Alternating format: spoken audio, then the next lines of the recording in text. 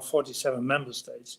Nevertheless, we have seen a growing number of so-called gray zones where the government is de facto not in charge and therefore no protection under the convention and by the court is given to all these people. Especially you as Human Rights Commissioner would, I believe, be very much needed over there, because there are the places where probably human rights are violated most. Do you have, Madam Commissioner, a strategy how to enter one way or another in all these gray zones in order to protect all citizens of Europe and not only those who are under a de facto government? Thank you very much. Thank you, Mr. Cox. I will now give the Commissioner the opportunity to answer this first initial round of questions on behalf of the political groups before we go on to the speaker list. Mrs. Mijatović. Thank you, Chairman. Thank you for all very interesting and important questions. I will try to group it in case there is a repetition. First, Mr. Schwabe, your question in relation to migrants and the situation in Greece. As you probably know, since my appointment, I visited Greece twice, and I also had the opportunity to go to the islands, in particular, to Lesbos, to Moria camp, and also I was there twice, and also to Samos, and camps also in the mainland. I had extensive discussions with the government, previous government of Greece, current government of Greece in relation to migration issues, and I agree. Greece is in a very difficult situation. There is a problem that I raised on many occasions, and this is an issue that is quite, I would say, embarrassing thing for the Council of Europe member states, and unwillingness to show more solidarities to the countries like Greece, Italy, Malta, that are on the forefront when it comes to migration problems. Nevertheless, even with this particular challenge that Greece and many other states are facing, there is also need to protect human rights of migrants, and this is a huge challenge nowadays. When it comes to a particular situation, I would say in Lesbos, I'm concerned about living conditions there prevailing in the new facility set up following the fire. This is something that we do follow. Reports point to limited access to sanitation, heavy rains also provoking infiltrations in the tents. And in this context, I'm puzzled by the Greek authorities' decision to close two well-functioning reception facilities run by municipality and civil society volunteers. So this is an issue that these closures also raise more generally the question of the conditions in which non-state actors operate in the Aegean islands. And this is something that we will need to continue monitoring and working, not only when it comes to Greece, but also many other member states, particularly if we talk about the global situation when it comes to migration, willingness of the states, and then also the issue of racism that is unfortunately very much present in many of our member states. Now moving to racism and the situation in Germany and many other states, particularly when it comes to police violence, then ethnic profiling. I would say that any kind of report is welcome. This is something that could help all of us working in order to tackle human rights violation. With my team, I dedicated quite an amount of time in looking at the police violence, and we will follow soon with some more information and more reports in relation to this. I issued last year a human rights comment on ethnic profiling, which also shows the situation that is quite problematic in our member states, and anything that can be of help to our work by providing us with the statistical reports by Germany or any other member states would be of great importance. When it comes to this problem, we are also in touch with other organizations dealing with it, particularly with FRA, that provides specific data and information on, and also the applications that are used in order to do ethnic profiling and any kind of profiling that can be in violation of human rights. Now, Belarus, that is in a way for a human rights commissioner easy topic, but not easy because Belarus is, I would say, still not member states of the Council of Europe. You mentioned death penalty. On this, I mean, my view is very clear. I mean, if they want to become a member state of the Council of Europe or any other state, you know, that is something that is unacceptable in democracies. But the situation is not that simple and that easy by ticking one box that you would solve many problems. We also know that many current member states are facing quite challenges in many issues that are in relation to human rights, but also compliance with the convention, and not to mention execution of the judgments and many other things that, in a way, we were all hoping the moment states become members, they will really move in a direction to do more. I made a statement on Belarus where I point out the grave human rights violations, ill treatment of people detained and imprisoned, which is something of great importance, but also of a great concern of me and my office. I know Belarus quite well as a country. In my previous position, I visited the country on many occasions. Civil society is amazing, courageous, outspoken people that need assistance and help from the Council of Europe and many other international organizations. But of course, that's not enough. Enough would be further engagement with Belarus in order to try to find the right way of engagement and not leaving citizens and civil society without any hope and engagement of the Council of Europe. As a main human rights body in Europe, we have particular obligation, and I know that our Secretary General, President of PACE, and many others are very eager to find the right way of engagement. When it comes to my office, it goes without saying that this is something that will continue. Now, Ms. Petra Stenen, the Istanbul Convention and the reluctance. It's I would say, a social phenomenon.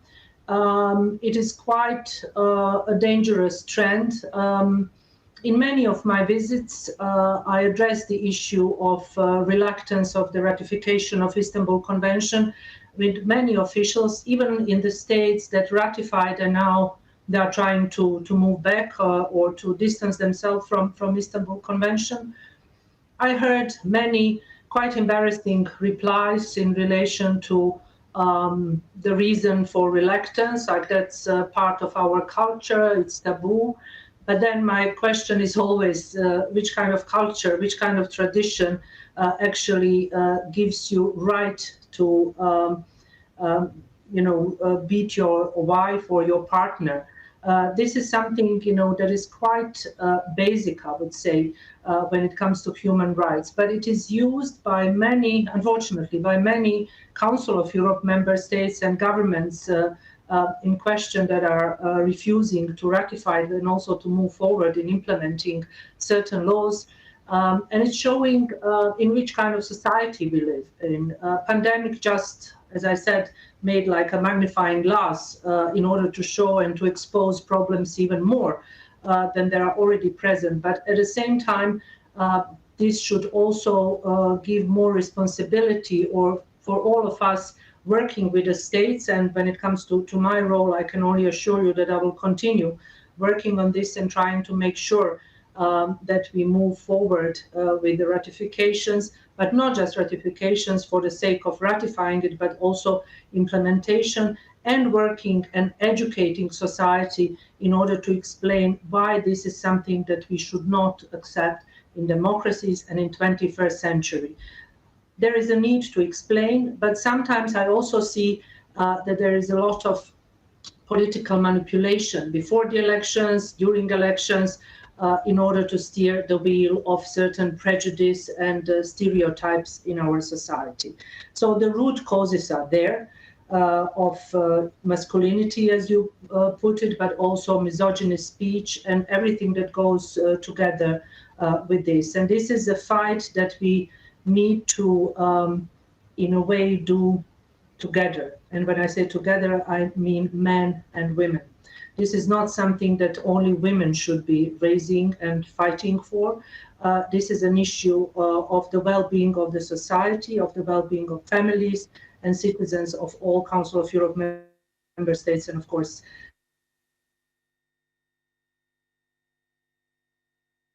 when it comes to migrants and people coming from the states where there are different views on the role of women in the society, it is also crucial to put more effort. The governments, the parliaments should put more effort in integration programs, in educating, in making sure that there is a full understanding of human rights obligations, of the importance of human rights obligations.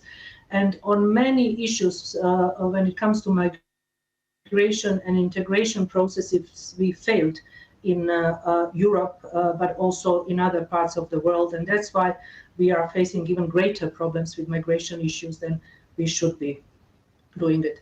The question from Conservative is quite outside my mandate. Nevertheless, it is very much connected because it is part of, I would say, anti-Muslim rhetoric. This is something that Council of Europe is very eager to embrace and also to look at as a problematic issue, the same way it is problematic to have anti-Semitic views or any other challenges that we are facing, unfortunately, in our societies. I'm very much aware of the problems in China. I know that the UN is quite vocal on these problems, but also several other international organizations. And I'm sure, as the Council of Europe, that our view on this is that this is absolutely unacceptable, what is happening to Rohingya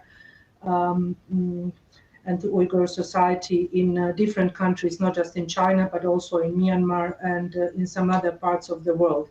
But as you know, I have a mandate for 47, and of course I have views on this, but I don't have mandate to interfere. Gray zones, since the beginning of my mandate, I try to engage in making sure that people, and there are millions of people living in so-called gray zones, that do not have protection of the convention, simply because we do not have access to certain areas. And of course, as I stated since the beginning, I'm trying to reach out and to make sure that we can work and also access those regions. It is not easy. It is extremely, I would say, complicated. It is very politicized. It is also very difficult for Commissioner for Human Rights to do the work and also at the same time avoid any kind of politicization of the institution and also human rights work that is so much needed. Just before pandemic, I was in Moldova and I managed to visit Transnistria, which was the first gray zone that I managed to visit since the beginning of the mandate. Of course, there are plans also to move to other gray zones, of course, respecting fully international law and order when it comes to this. And I'm in constant, I can assure you, talks with all engaged in this process and with all actors in order to be able to visit gray zones. Nevertheless, I'm in contact with civil society and also with people that are suffering tremendously in many of those zones. So it goes without saying, we do try to monitor as much as we can. Of course, it would be perfect if I would be able to travel to any of the gray zones as soon as possible, but you would be first to know. if this happens, and I truly hope that we will soon see some results there. Thank you. I will now continue with the speakers list. I think we have 16 people asking for the floor at the moment. I would propose to group questions by 3 and remind you that you have 1 minute to ask a question. First speaker on the list is Mrs. Bayer from Austria.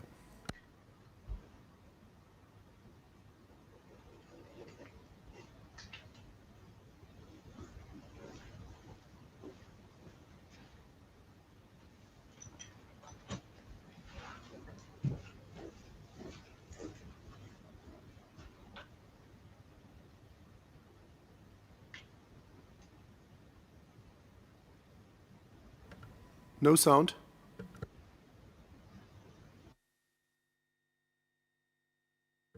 You need to unmute.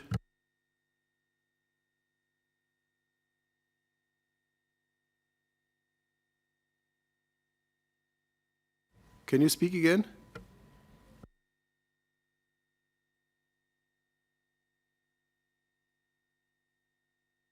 Connect again, we give her the floor later.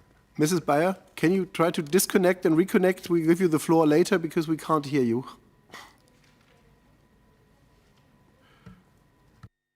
Next speaker on the list is Mrs. Yaza from Turkey.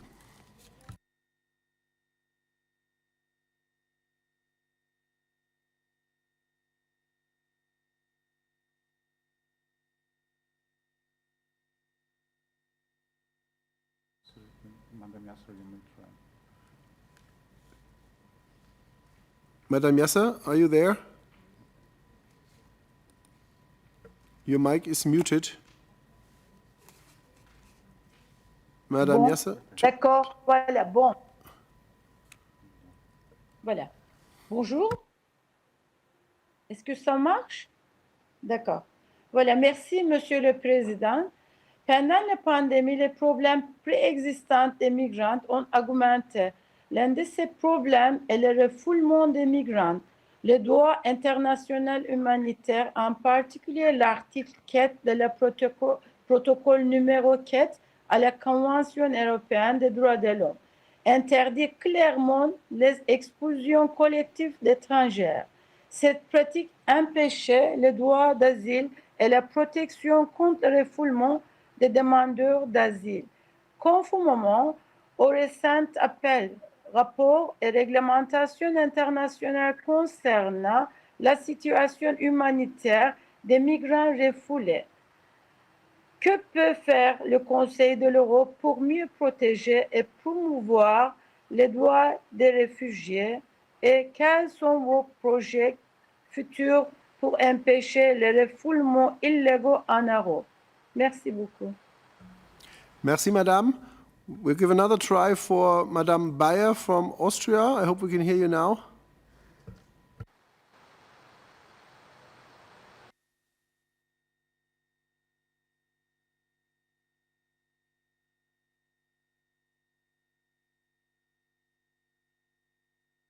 Madame Bayer, we have no sound from you. Can we try again later? I would now give the floor to Mrs. Castel from Spain.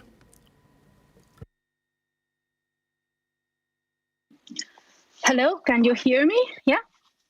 Okay. First of all, thank you for your report, Madam Commissioner. We have written with interest. However, we are a little disappointed to see that no reference was made to the 9 Catalan political prisoners, no statements prompting an investigation towards the police violence. Can you tell us when is the visit in Spain scheduled for? Since the COVID-19, the pro-independence leaders remain 23 hours every day in a cell. The visits and work permits and so on have been seriously restricted.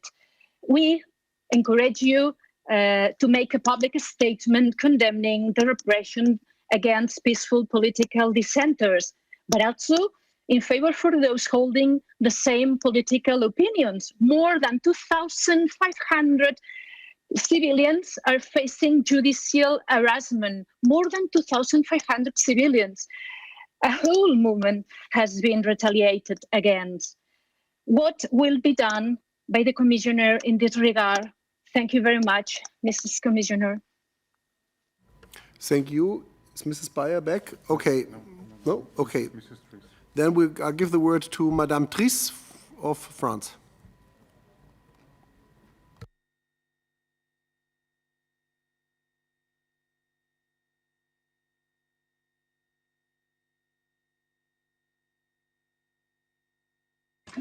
Voilà, voilà. Bonjour, merci Monsieur le Président. Bonjour Madame la Commissaire et merci pour votre rapport. Moi, je voulais vous parler de toute autre chose. Je voulais vous parler de l'intelligence artificielle et de son développement très rapide qui pose de sérieux défis pour le respect des droits de l'homme et des libertés fondamentales. Vous-même, Madame la Commissaire, avez émis une recommandation le 14 mai 2019 dans laquelle vous avez encouragé les États membres à notamment procéder à des évaluations, mettre en place des consultations publiques, établir des contacts avec le secteur privé et assurer un contrôle parlementaire et judiciaire efficace. Quel accueil les États membres ont-ils réservé à cette recommandation? Et est-ce que vous constatez d'ores et déjà. Merci beaucoup. I give the word to the Commissioner for the reply on the first round of questions. Mrs. Mijatović.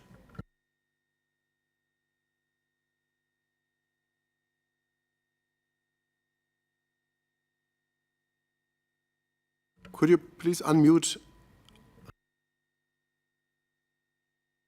Sorry.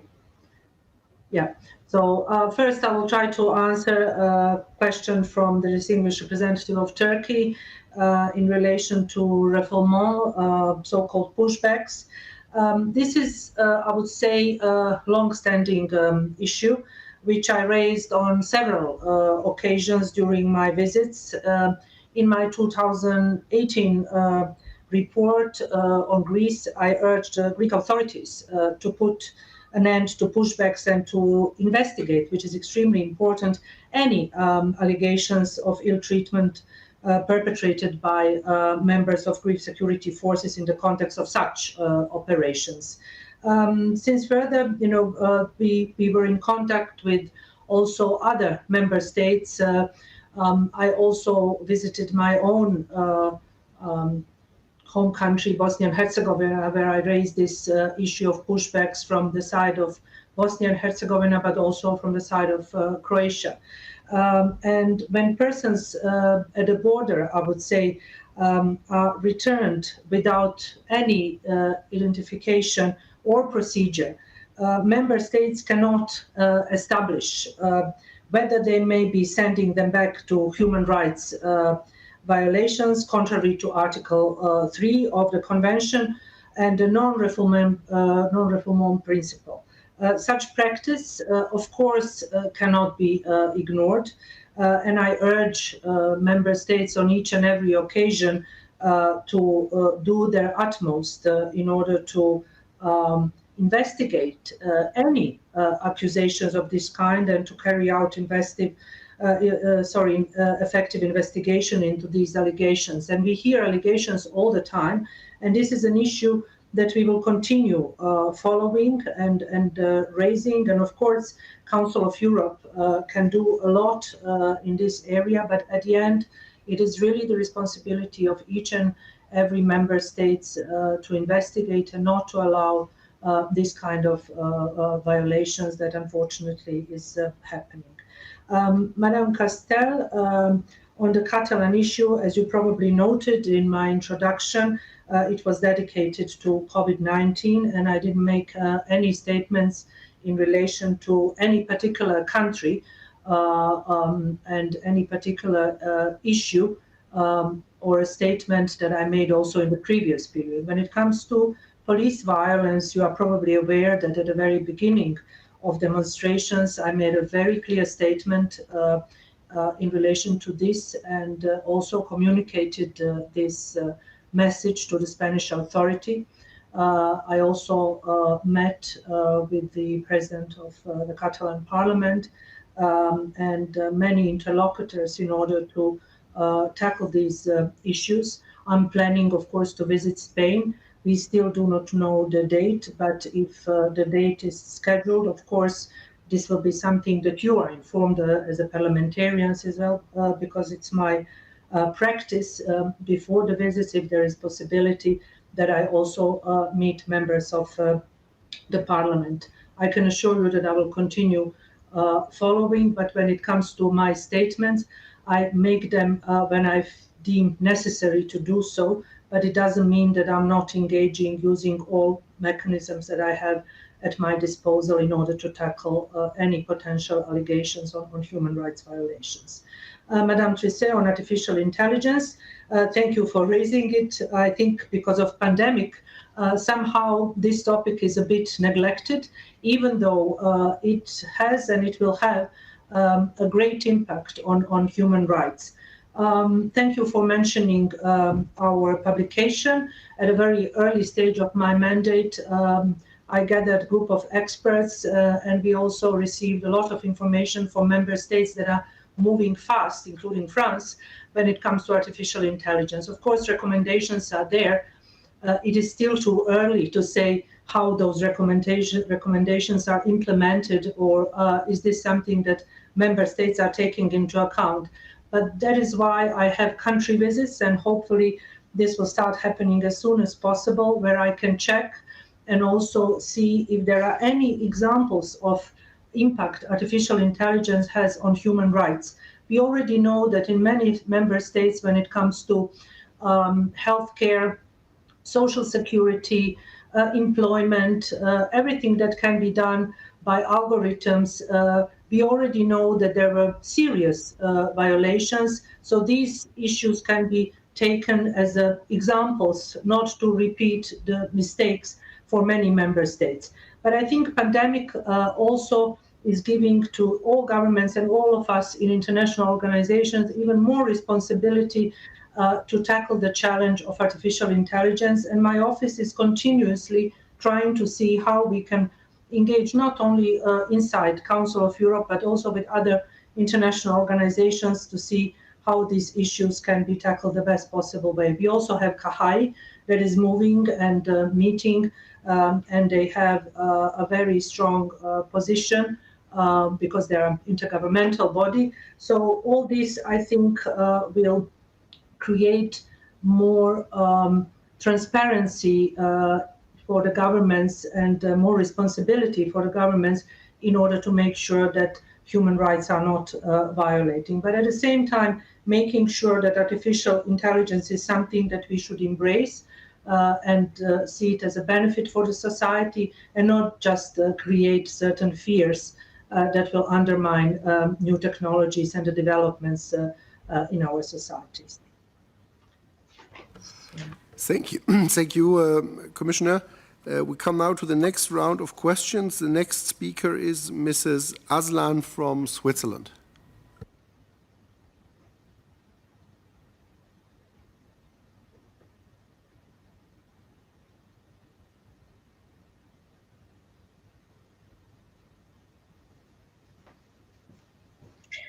Besten Dank, Herr Präsident, geschätzte Damen und Herren.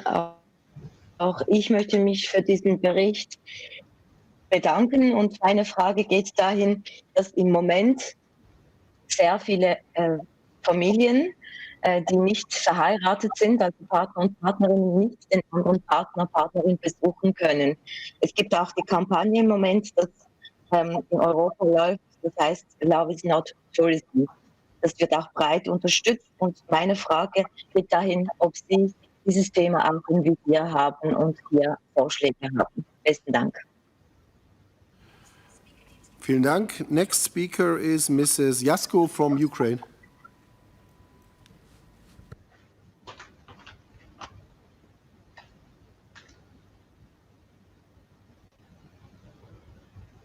I understand we had a technical difficulty, Mrs. Aslan, as you spoke in German.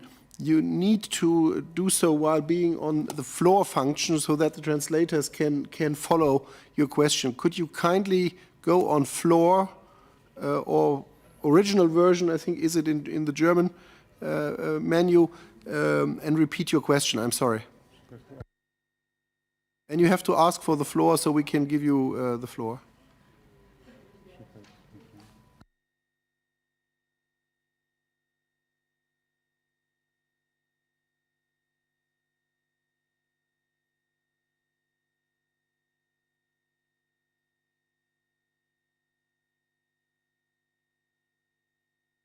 Thank you very much, Mr. President.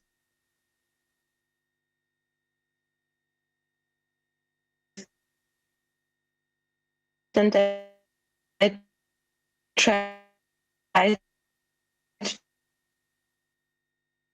Sorry, we can't hear you.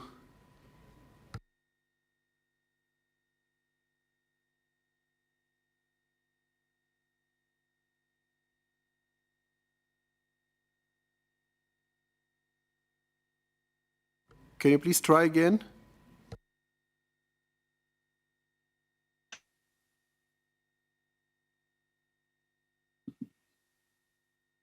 Can you please start again?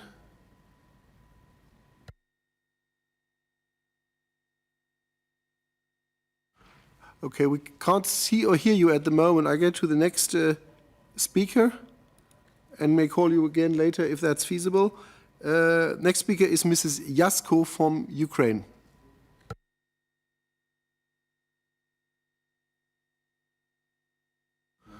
Okay, Ms. Yasko kept disappearing and reappearing on the list. So the next speaker is Mr. Yildiz from Turkey, first male speaker in this session.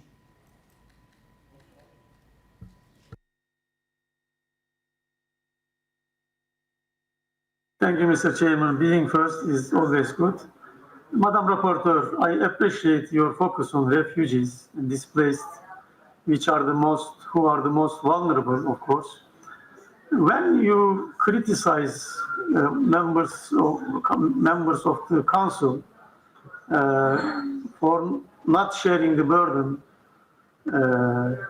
of frontline states, Italy, Malta, and Greece, you didn't mention Turkey, which is the first frontline state indeed. This made me curious whether when you have visited Turkey, have you been to refugee centers, camps? What are your impressions, and are you aware of the burden on the shoulders of Turkey? Thank you very much. Do we have either Mrs. Aslan or Mrs. Bayer ready to speak now? Or? Mrs. Aslan, one more try, please.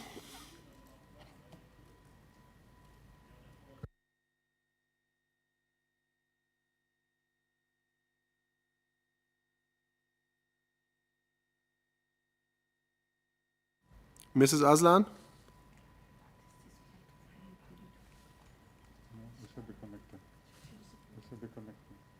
Okay.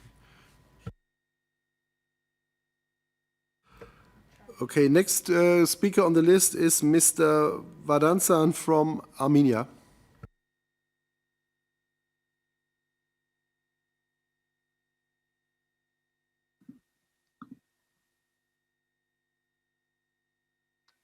Dear Mr. President, do you hear me?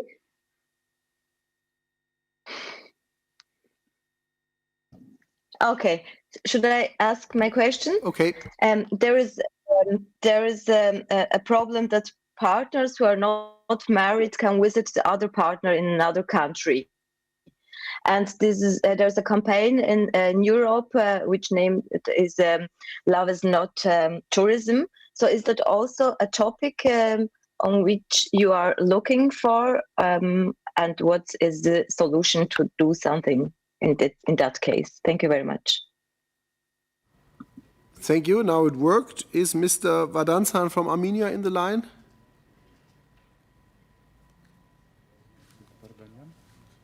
Vadanyan, I'm sorry.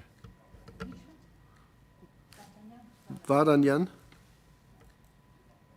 Yes. I'm joined, yes, I'm Vartanyan. First of all, I would like to express words of gratitude to Ms. Mijatović for an excellent report, as well as the interim report of quarterly report of this year. But I would like ask the following question. In the report, I didn't find anything concerning the influence of armed conflicts on dissemination to the COVID-19 in Europe. I would like just to mention that we had very good results. We had less than 10% of increase of person infected by COVID-19. But after Azerbaijani aggression and attacks towards the Armenian territory, a lot of people here in Armenia and in Artsakh were obliged to be refugees in the shelters, to find a refuge in the shelters. And this led to the real increase of numbers of the person infected. So we had before about 10%, now we have about 30%.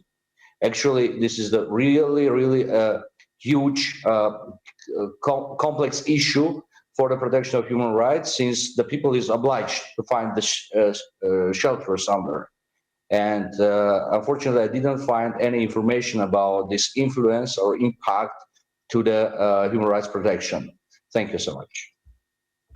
Thank you. I will now give the Commissioner the opportunity to answer the 3 questions that we finally got collected. Mrs. Mijatović.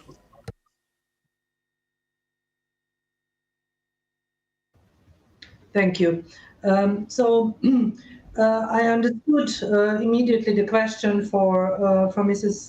Aslan. So briefly, when it comes to same-sex marriage, this is an issue that is very high on my agenda. This is an issue that I'm also discussing with member states, welcoming new legislation, and also using my right to submit third-party interventions in relation to certain cases when it comes to same-sex marriages. When it comes to this problem of crossing borders and joining the partner, I must say that I didn't tackle it in the previous period. It doesn't mean that this is not important, but of course there were many other issues that I was trying to tackle it. So the short answer is yes, same-sex marriages is very high on my agenda, but when it comes to this particular problem, this is not an issue that I covered during this period of confinement and since the beginning of pandemic. Question from Mr. Yildiz from Turkey.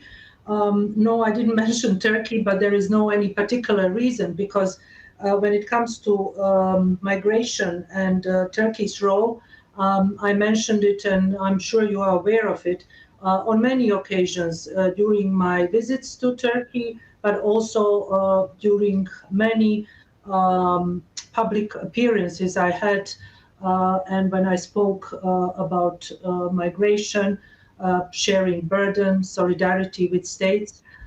So I think, this is something that is quite known and public.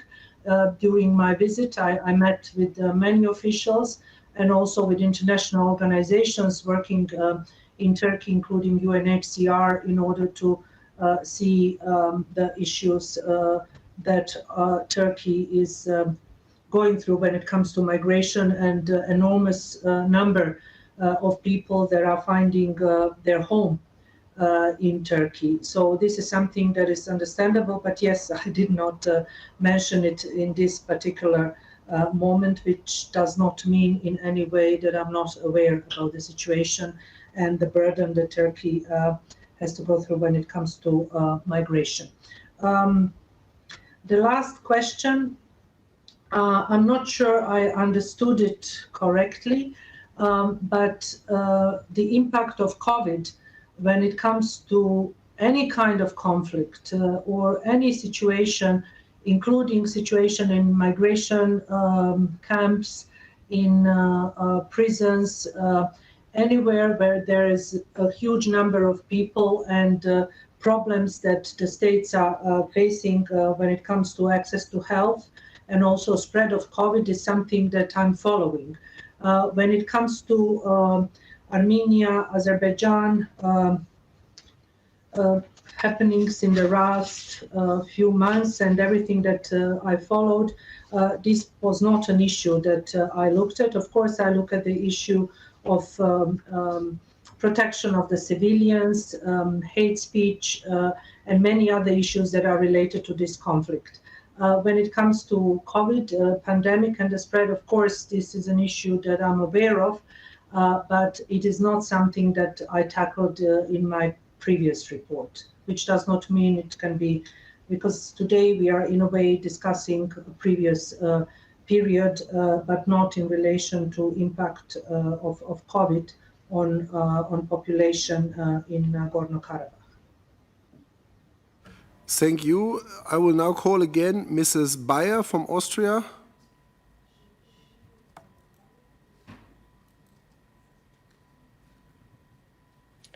Do you hear me now? Yeah. Hooray. Thank you very much. Mrs. Commissioner, you mentioned that while the pandemic, sexual and reproductive rights were under pressure and access to services were very limited, we are at the beginning or in the middle of a second wave. What do you think to be best prepared to avoid a lockdown of human rights, especially when it comes to violence against women? And I want to echo my colleague Petra Stinen, which is very often caused by unbalanced distribution of power.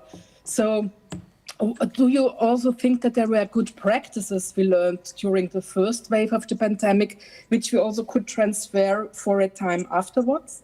And the second issue I want to tackle is, you mentioned elderly, migrants. I also want to add minorities, marginalized and vulnerable people and groups and their needs, which are very often neglected. What Council of Europe instruments do you think we shall foster to guarantee their fundamental rights? Which activities would be most urgent to adapt or improve our legal instruments to protect them? Thank you. Thank you. And we try again with Mrs. Yasko of Ukraine.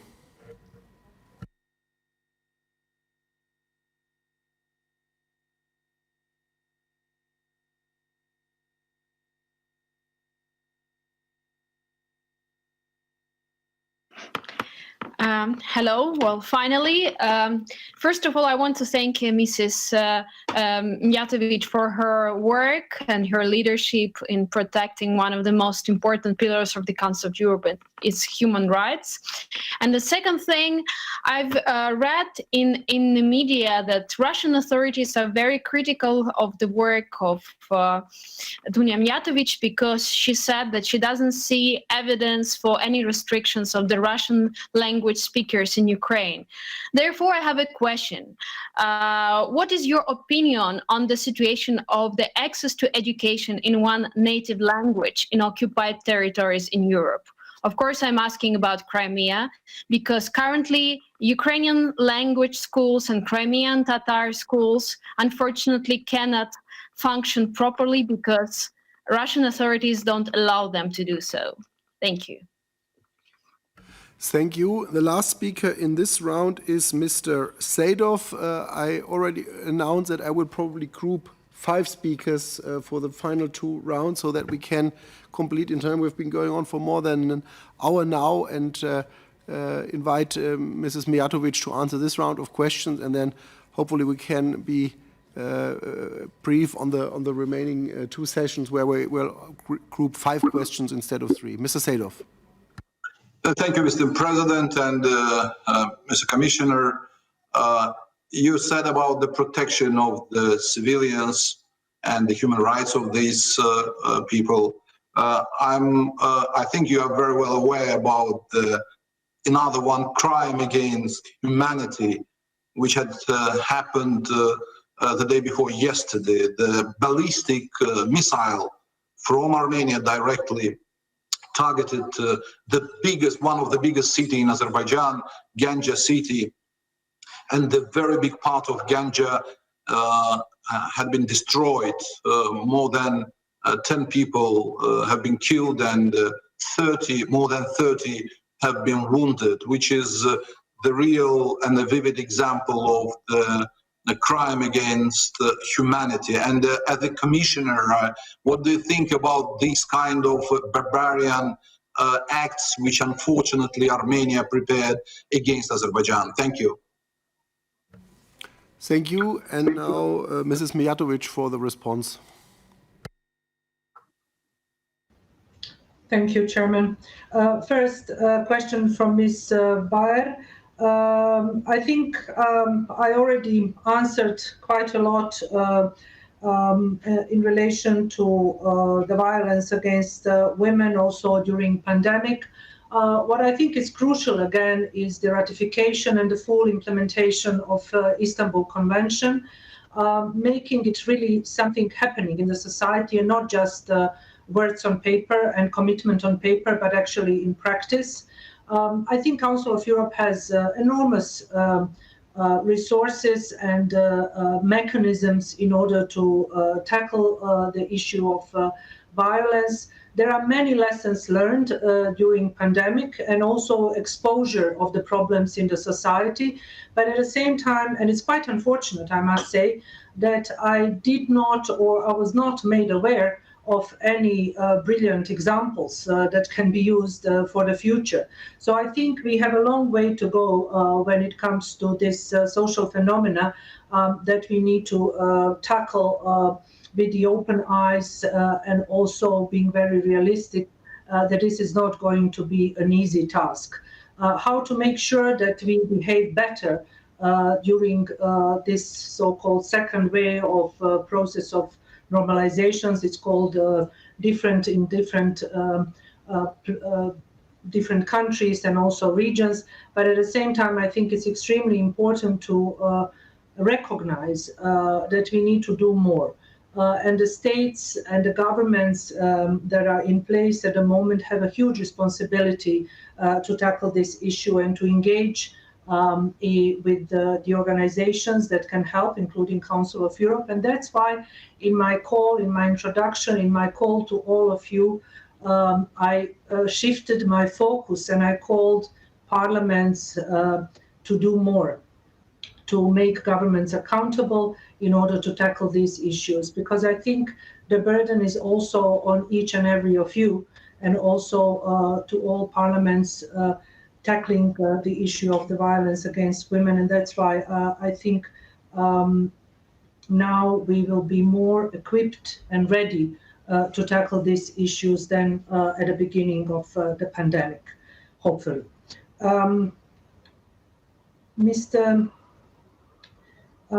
Sado, in relation to, no, sorry, it was Mrs. Jasko, Ukraine. When it comes to languages, I would say that many member states of the Council of Europe have laws on the use of languages. While I would say the aim is often to reinforce the knowledge and also the use of one official or state language, which is perfectly, I would say, legitimate, sometimes this is done without sufficient consultation with the speakers of the minority and concerns for their needs and to determine of the rights of the national minorities, which I think is extremely important. So on one side, yes, we should recognize this, but it is not something that can be done overnight in a hasty way without consulting the minority. For this reason, in October 2019, I published Human Rights Comment, which I think I also made you aware of this when we met in Strasbourg, on language laws and policies. And in my comment, I stressed the need for language laws and policies in all Council of Europe member states to be carefully balanced with a view to accommodating diversity of the society, protecting minority rights, and diffusing tensions in society. So not to be used as a weapon in order to steer certain differences and political gains when it comes to this. While I would say there is no one-size-fits-all solution, I did refer to laws and policies adopted in several specific member states, and I recommended that these should not be pursued at the expense of the rights of speakers of other languages, especially those belonging to national minorities. But as a matter of general principle, I have called for the depoliticization of languages issues if possible. And I want to again refer to invaluable work of the Advisory Committee on the Framework Convention for the Protection of National Minorities and the Venice Commission, of course, in respect of the member states concerned. So as I already stated, we have many mechanisms, monitoring bodies, and possibilities at the Council of Europe to tackle the issues, offering assistance. But this is not something that just us can be engaged in. When I say us, I mean people working for the Council of Europe. This is something that needs full engagement, trust, and genuine political will of the states in question in order to tackle this very, I would say, sensitive and important issues for the well-being of the society. Excluding any parts of the society and making sure that they cannot communicate and learn in their own language is a huge problem for any democracy. And of course, I will continue working on this in the future, also cooperating with other Council of Europe mechanisms in order to tackle this. Thank you. Next speaker on my list was Mrs. Haratian from Armenia, but she has disappeared, I understand, from the list. Then I give the word to Mr. Hammarberg from Sweden. I was very impressed by the report from the Commissioner.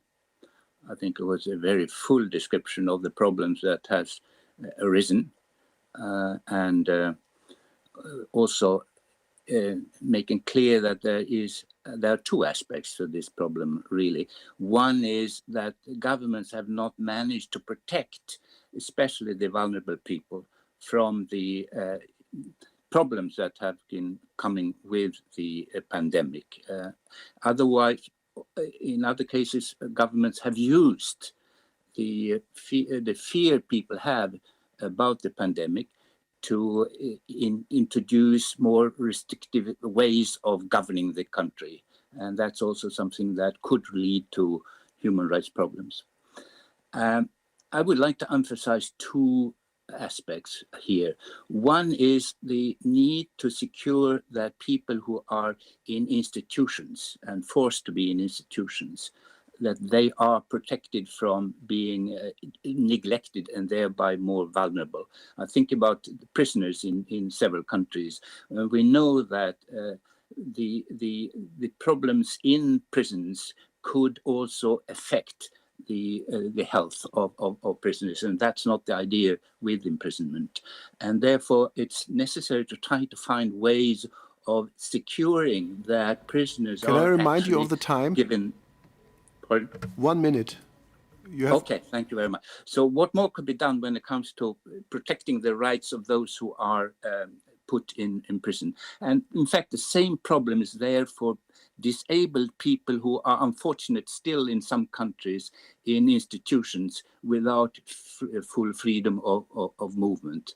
CPT has made some important advice on this, but I think more needs to be done. Thank you. Next speaker on the list is Mr. Melkumian from Armenia.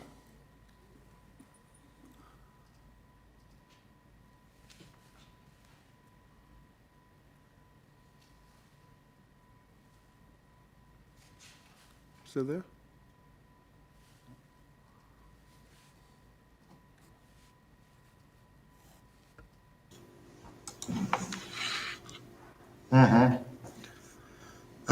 Bonjour, Monsieur le Président.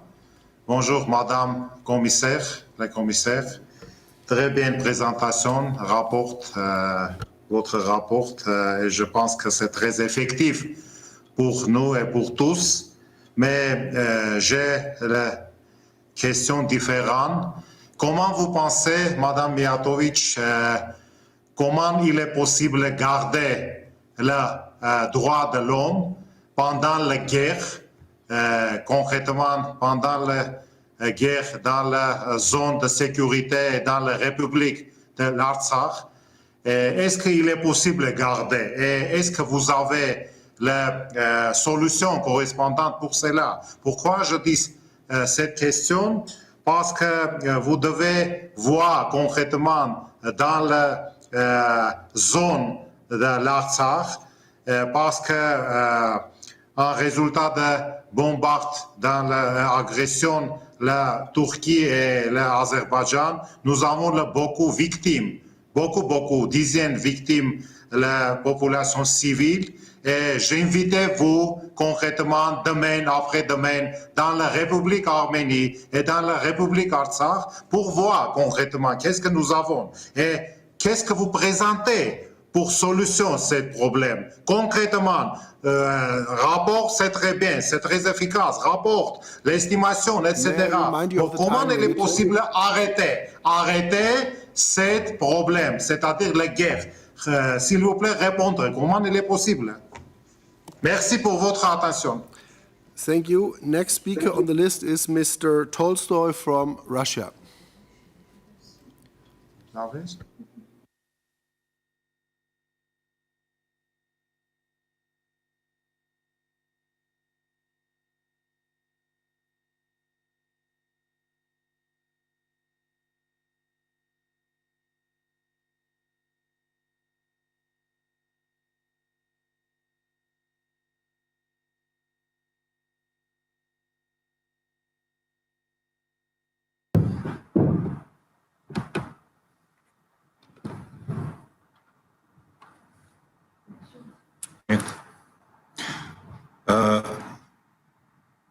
Добрый день, вы меня слышите?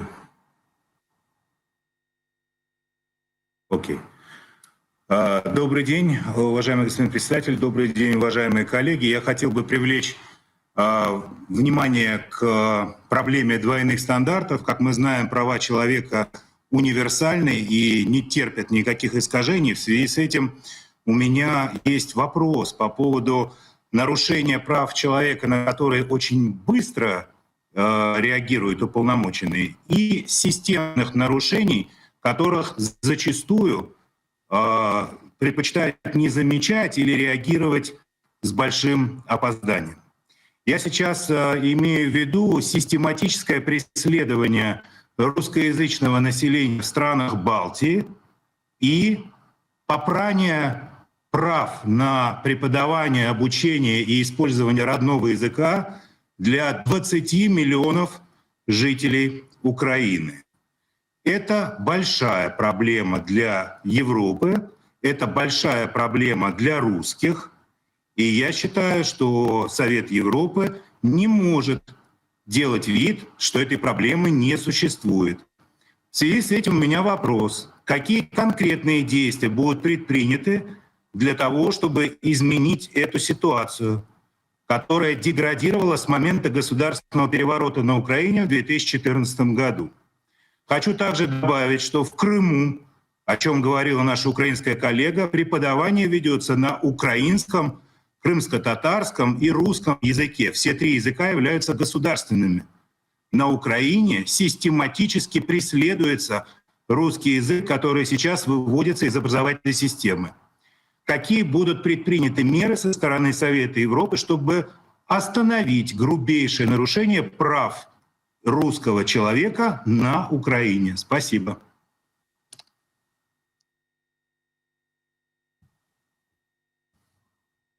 Thank you. Next speaker on the list is Mr. Molasada from Azerbaijan.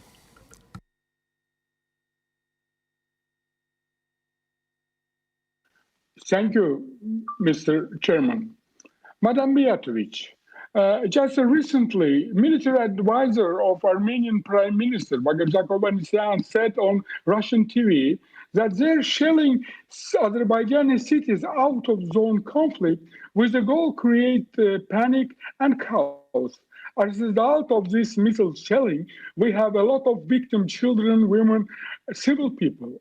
Is it possible for you to raise an issue creating a specific tribunal on military crimes which happen, and victims of these crimes are children and women.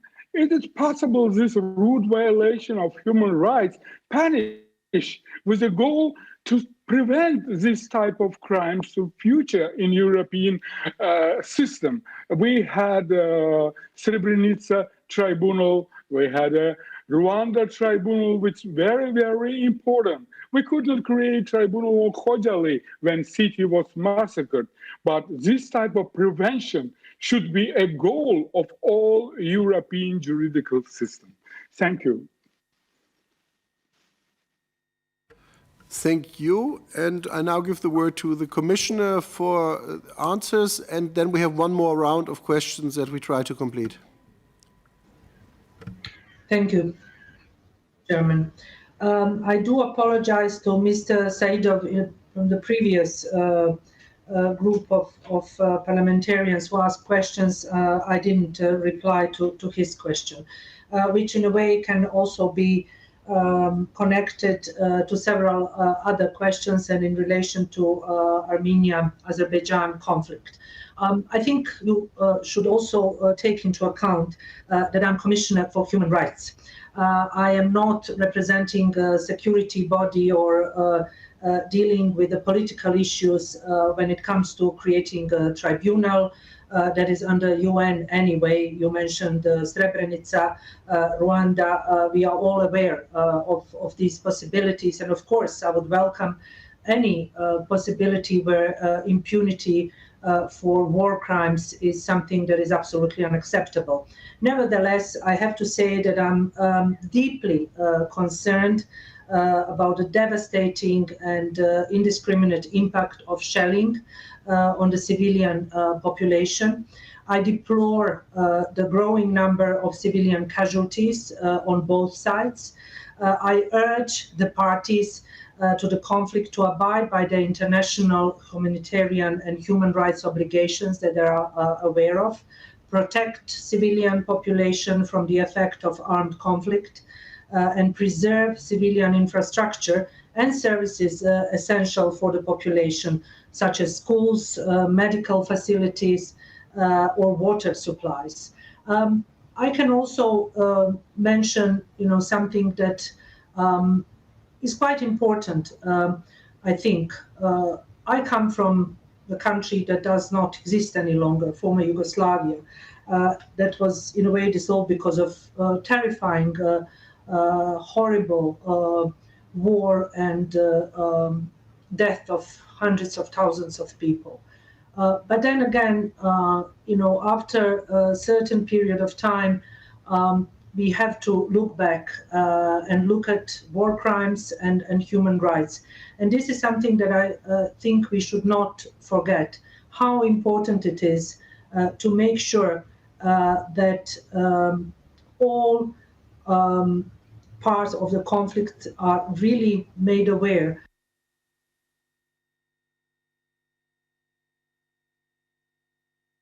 to focus on all human rights aspect of this conflict, including also the situation of those who have lost their home, and there are many, or had to leave their place of residence for safety. During my last visit to Azerbaijan last year, I met with many IDPs in different parts, and I spoke to people, and I really I was made aware of their suffering. So this is something that we as the Council of Europe should not neglect, not forget. But when it comes to, for example, use of cluster bombs that violates international human rights law, which prohibits indiscriminate and disproportionate attacks, it is of utmost importance that civilians be spared and protected from any such form of attacks. I will continue following. I'm also following any political efforts in order to find solutions and engage in a meaningful dialogue that will stop suffering of many people. And of course, I will continue looking at human rights issues in time of war and in time of conflict, and it goes without saying that we will do so. It was more a statement and then at the end a question from Mr. Tolstoy in relation to the languages. I think I was clear on this. And then I will repeat again. I'm very much aware of the situation in many Council of Europe member states. I also mentioned that there are other mechanisms that we have at a disposal from the Advisory Committee on the Framework Convention for the Protection of National Minorities and, of course, Venice Commission. During my visits, I do raise these issues. During my analysis of the situations, I also raised the issues of the languages. As a matter of the general principle, I have called for depoliticization of the languages issues, and I want to again stress how important it is that this issue is not used as a political weapon by any side in order to steer political debates, incite hatred among people. And unfortunately, in many of those situations, without using this opportunity now to name and shame, I've seen this as a tool to really not at the end think about people that cannot communicate and learn in their languages, but again, to make a political point and to steer a debate that will not bring any good to the minority or majority that is really engaging in this. Of course, I mentioned human rights comment. I raised the issue. You mentioned particularly Ukraine. I also raised the issue when it comes to education law in Latvia, that they were slowly reducing the share of teaching in Russian in secondary schools, moving away from the established bilingual system. I was critical on situation in some other countries. But then again, when it comes to making a decision when I will react in relation to which country, I would dare to say, this is really something that I will decide. I will not be influenced by any statements or any calls by any government in order to make sure that certain issues are tackled. I do it because it's in my mandate, and I do it when I think it is necessary. And I will, of course, continue looking at these issues and following the situations, and I do hope I will soon visit some of the countries in questions and raise these issues prominently and directly. Mr. Hammenberg mentioned the issue that was very high on my agenda and very present during confinement. One of the first statements I made with the clear recommendations to the states, it was related to situation in prisons. Many states made some very positive moves in relation to relax the situations and to make sure that COVID does not spread in prisons. But of course, this is not enough. Now is the time to do as much as we can before second wave, if there is a second wave, or because we do not know in which direction are we moving. Of course, we are all hoping for better, but this is definitely the population that needs to be protected for different reasons. And then, of course, disabled people. This is also one of the statements I made during confinement, where we really tried to offer certain recommendations to member states in order to do more. I said at the beginning that really situation with the minorities, and this is something that Mrs. Bayer mentioned, it's not just women's rights or rights of certain groups, but it's also rights of minorities, Roma, LGBTI, all people that suffered before pandemic suffered even more when it comes to human rights during pandemic. And this is one of the lessons that we should not forget, and we should make sure that this is something that is not neglected or not forgotten the moment we move forward to so-called normality.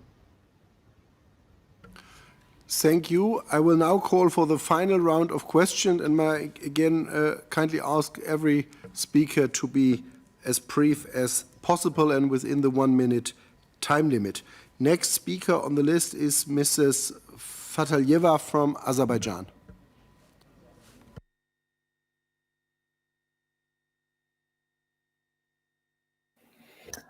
Mr. Chairman, Madam President, Madam Commissioner, protection of the rights of children is priority in the human rights protection, and there is no doubt in that.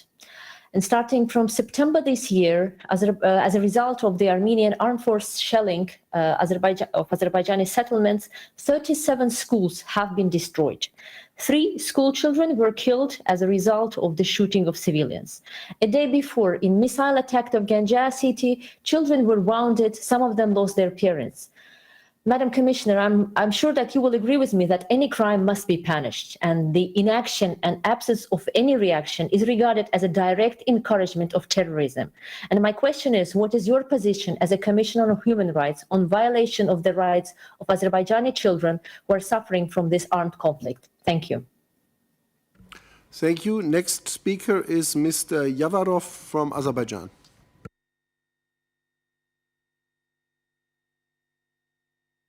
Hello. I would like to regarding the current situation in Armenia. As you might know, the investigation has been Sorry, Mr. Jafarov? Yes? Please move the language selector on your screen to floor. The language selector to floor, please. Okay, I did. Sorry. So my question is regarding the current situation in Armenia. As you might be aware that right now a criminal investigation has been launched for 2 previous ex-president, and also just 2 weeks ago the leader of main opposition party, the leader of second biggest fraction in Armenian parliament, was stripped of his immunity and jailed. And actually he said that he is jailed because of he's criticizing the Pashinyan's government for not handling COVID-19 pandemic. So I would like to know whether are you aware of this fact and what is your position on that? Thank you. Thank you. Next speaker is Mr. Yalov from Sweden.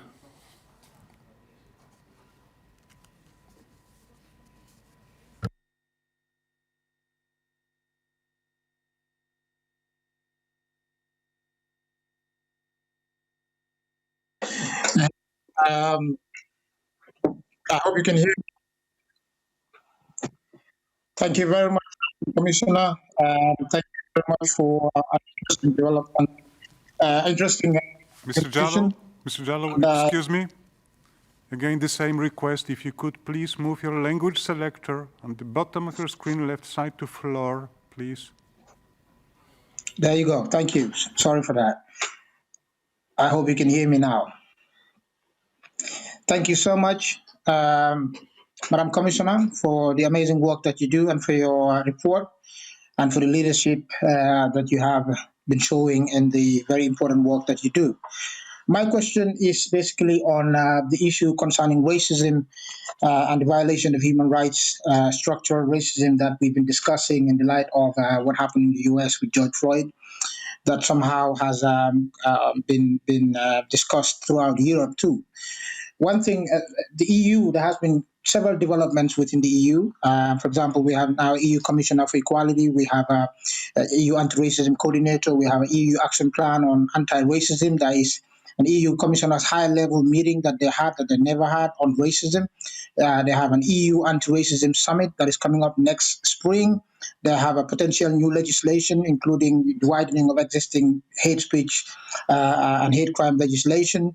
And then you have EU member state anti-racism action plans that they want to be in place before end of 2020. So my question is, what is the Commissioner doing from the perspective of the Council of Europe to tackle the structural racism in our member states? What exactly are we doing to make sure that we also, just like the EU, would make sure we have the tools that we need to be able to fight against structural racism? Thank you. Thank you. I have 2 more speakers on the list who have reconnected. Apparently, first is Mrs. Hayretian from Armenia.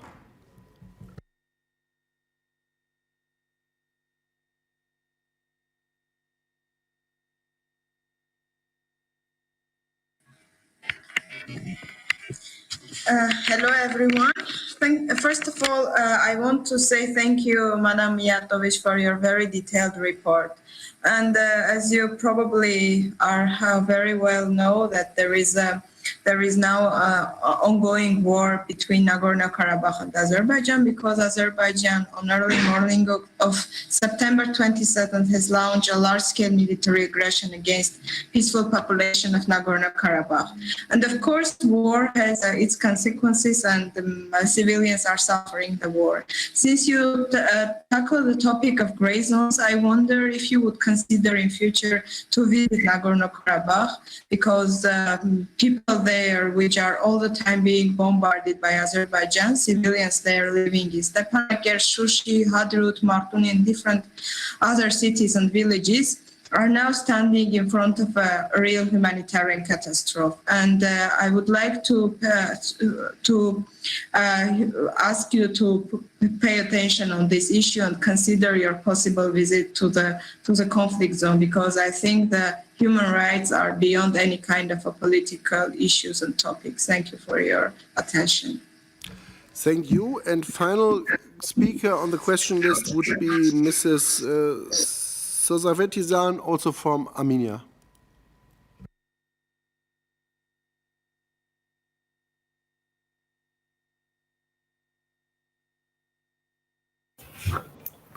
Hi there.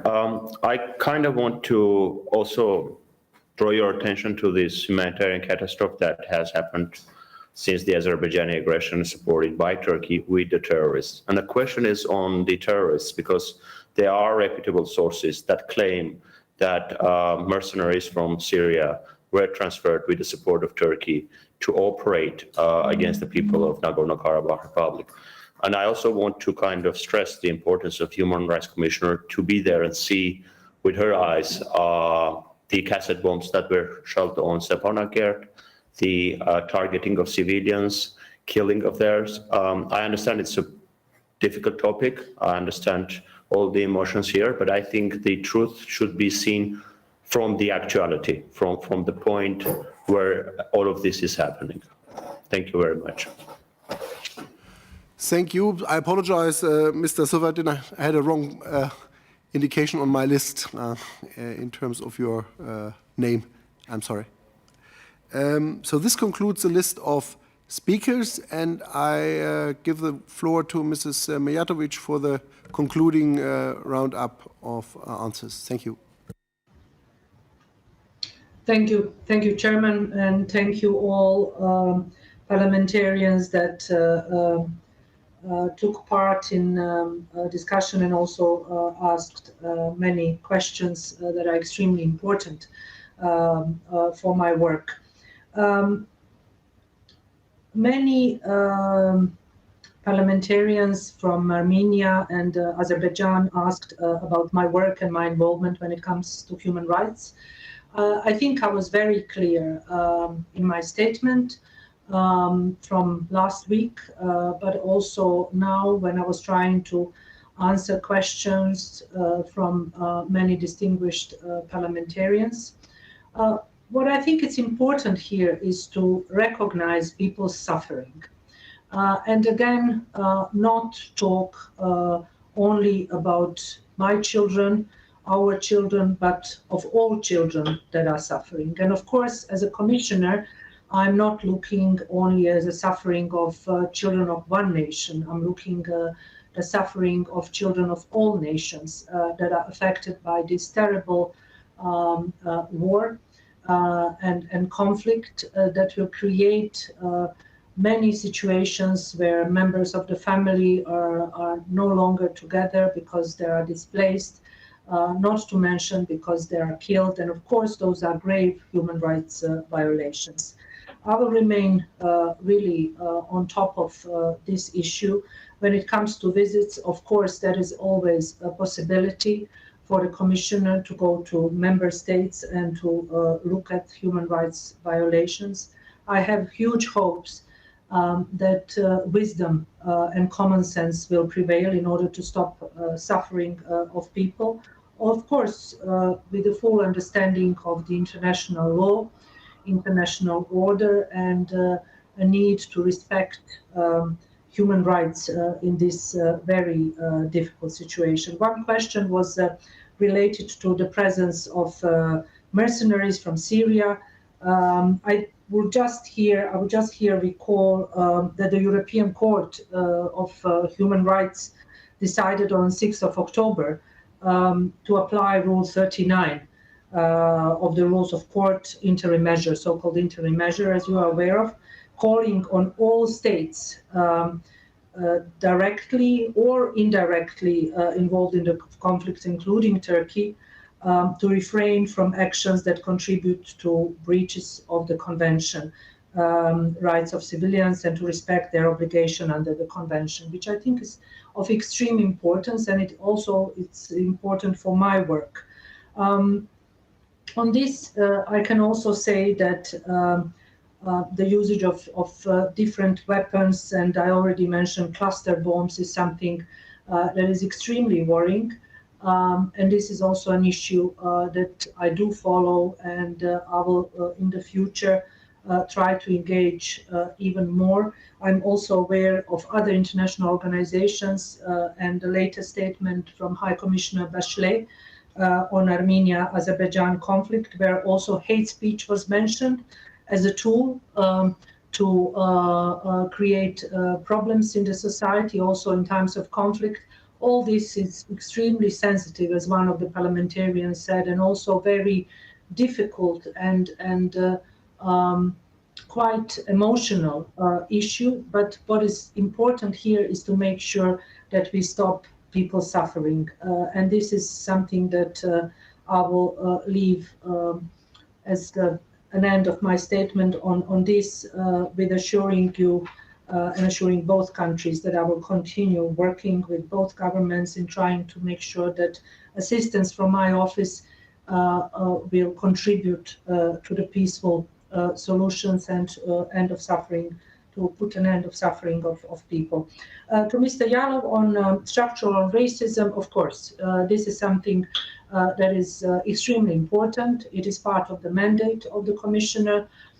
You will soon see some of our products, if I may say so, and we are working closely. You mentioned FRA, and also their landmark, I would say, report when it comes to treatment of Black people in Europe. And this is something that we will closely follow, and also soon have some work presented also to public, and at the same time presented to all of you parliamentarians. I apologize in case I did not answer all questions in detail. It was very long session, but very much appreciated and needed, particularly in this time of pandemic, when we do not have possibility to see each other in person. But I think we are slowly moving back to Strasbourg, and I hope that our next session will be even longer if needed, in order to really make sure that we have active communication, and also that my work is transparent, and that I'm also accountable to any kind of criticism or questions that I welcome very much. It makes me even more energetic and responsible in performing my role as your Commissioner for Human Rights. So I thank you very much. Well, this concludes our exchange with the Commissioner for Human Rights. Dear Commissioner, Mrs. Mijatović, I thank you most sincerely for your informative statement and for this fruitful and very extended Q&A session and exchange of views with the members of the Assembly. Thank you very much for the time and the effort that you put into this, and we will keep our dialogue ongoing in the future. Many thanks to you. Thank you. We now come to the joint debate on two reports. The first, from the Committee on Equality and Non-Discrimination, is titled Upholding Human Rights in Times of Crisis and Pandemics, Gender Equality and Non-Discrimination, document 15129, to be presented by Mrs. Petra Stienen from ALDE Group Netherlands. The second report, from the Committee on Migration, Refugees and Displaced Persons, is titled Humanitarian Consequences of the COVID-19 pandemic for migrants and refugees, document 15142, to be presented by Mr. Pierre-Alain Frides, Switzerland, for the Socialist Group. Before we have a handover in the chair, and I thank you for your great cooperation, I call Mrs. Steenen to present the first report. Mrs. Steenen, you have 10 minutes in total, which you may divide between presentation of the report and reply to the debate. The floor is yours.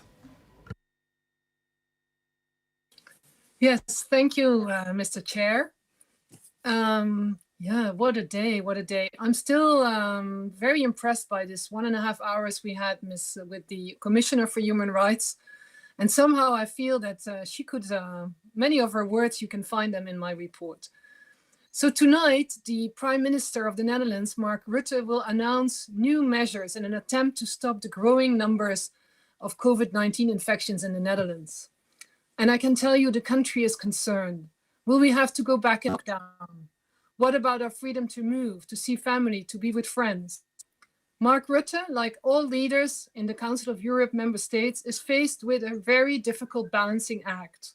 On the one hand, how can we protect public health of all our citizens, while in the meantime, how can we uphold their human rights?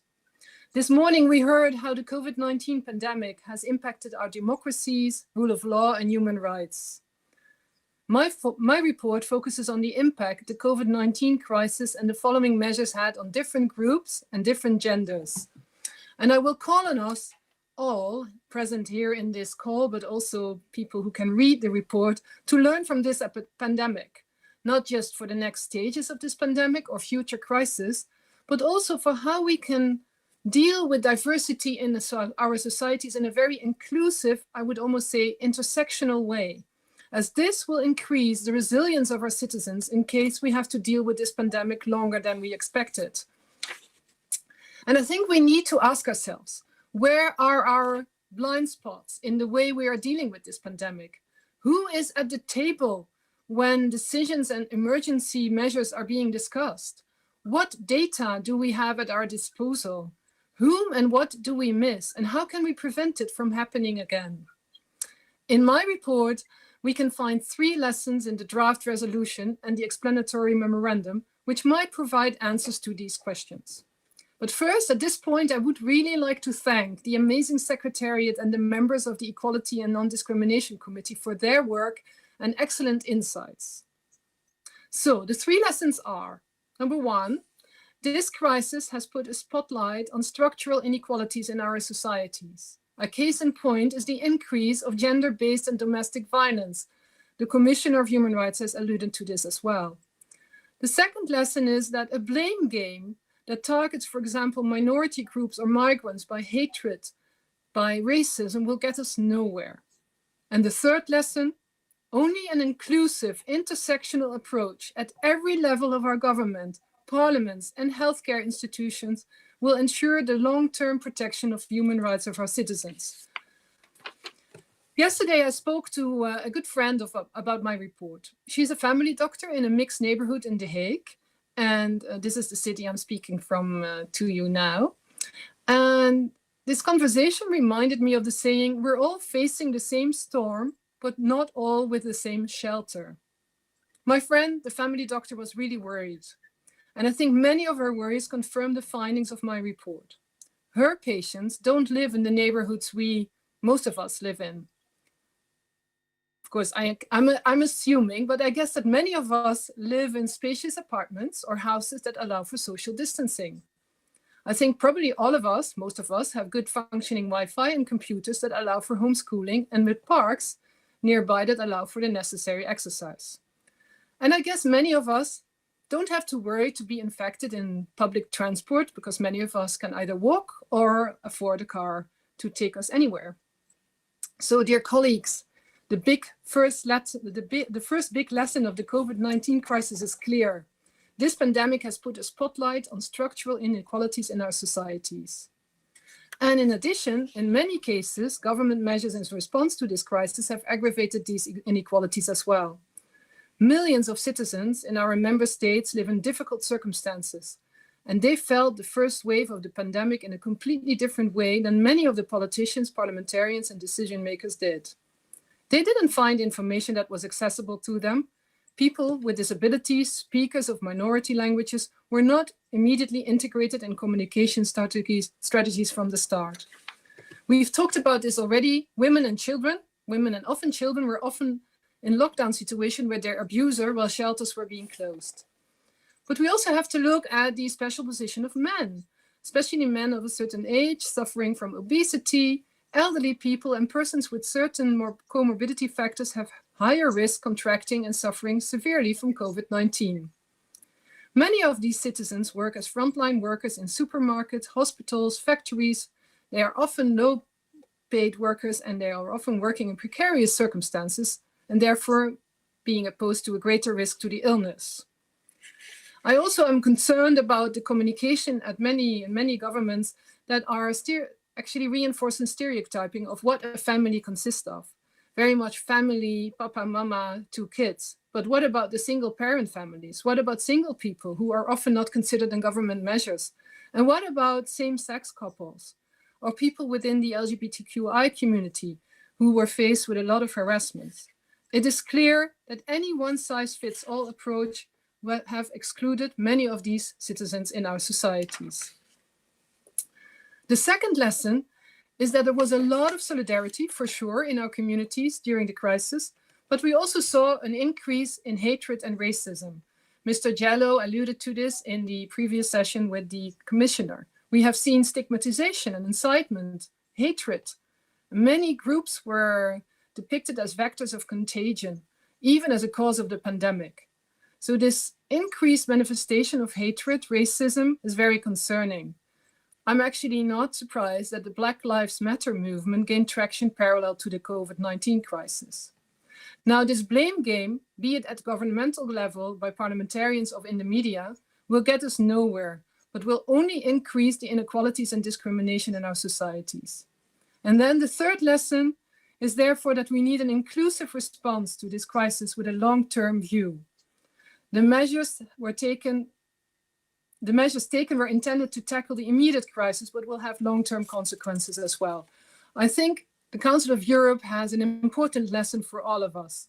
Our own history has an important lesson. We dealt with the biggest crisis of the 20th century. This is the origin of the Council of Europe. And many treaties of our organization can be instrumental in being more inclusive in dealing with pandemics such as COVID-19.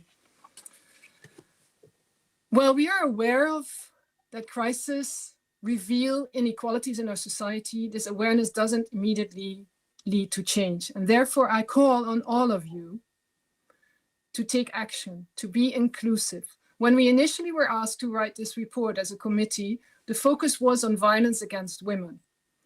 But we pleaded to have a broader scope of this report, because as much as it is understandable that this crisis has increased gender inequalities, we also saw that young people suffered a lot. Children who are not able to get homeschooling, teenagers, and we all have people around us, young people around us, who are really suffering from lack of proper education at the moment. So I call on you, let's make an inclusive long-term view within the framework of all the amazing treaties, conventions we have in our organization. And I'm curious to hear your reactions and questions. Thank you, Chair.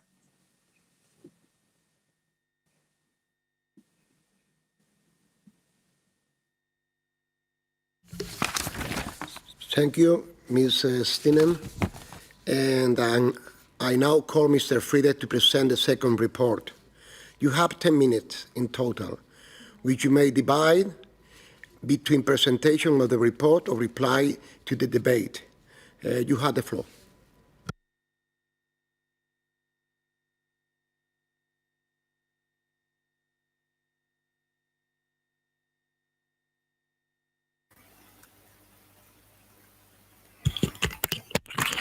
Chers collègues, bonjour.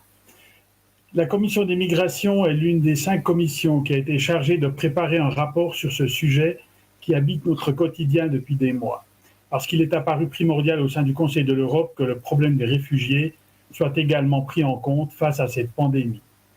Le Covid-19 a eu des conséquences pour tout le monde. Elle ne fait preuve d'aucune discrimination.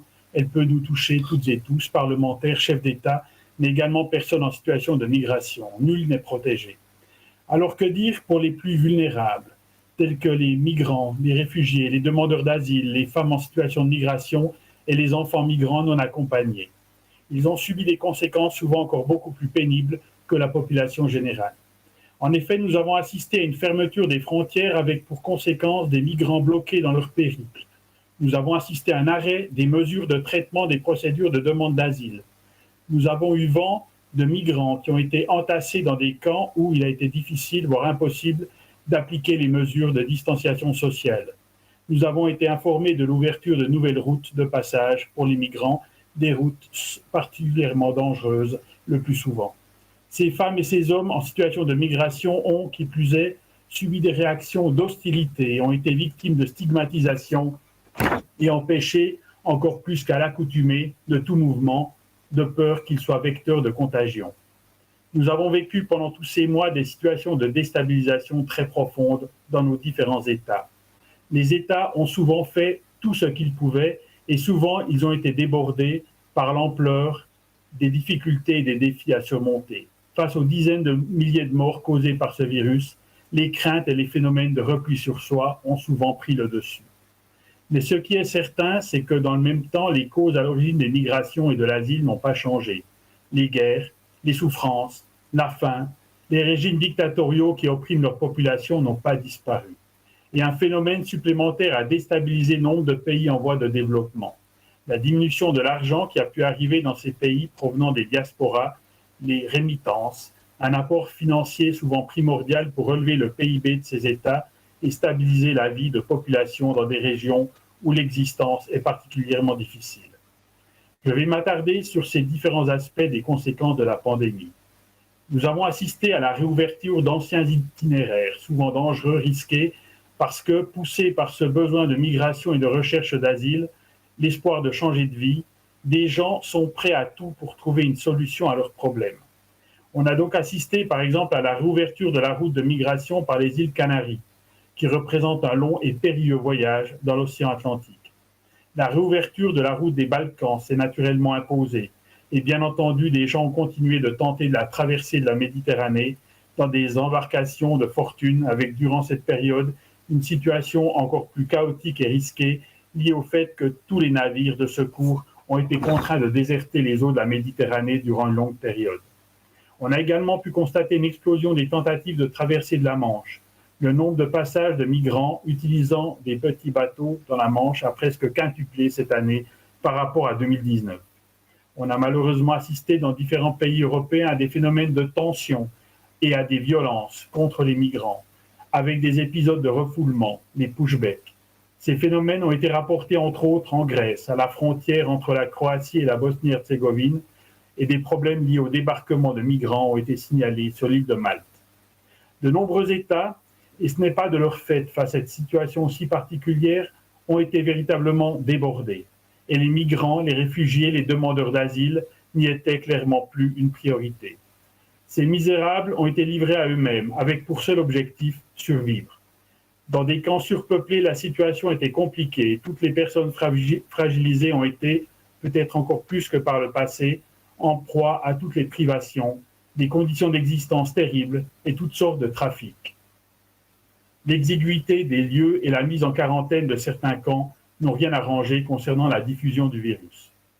J'aimerais souligner ici que même s'il serait facile de stigmatiser certains pays pour le manque de moyens mis à disposition des migrants dans ces temps difficiles, il ne faut pas oublier que certains pays assument une particulièrement lourde charge dans ces questions de migration et d'asile.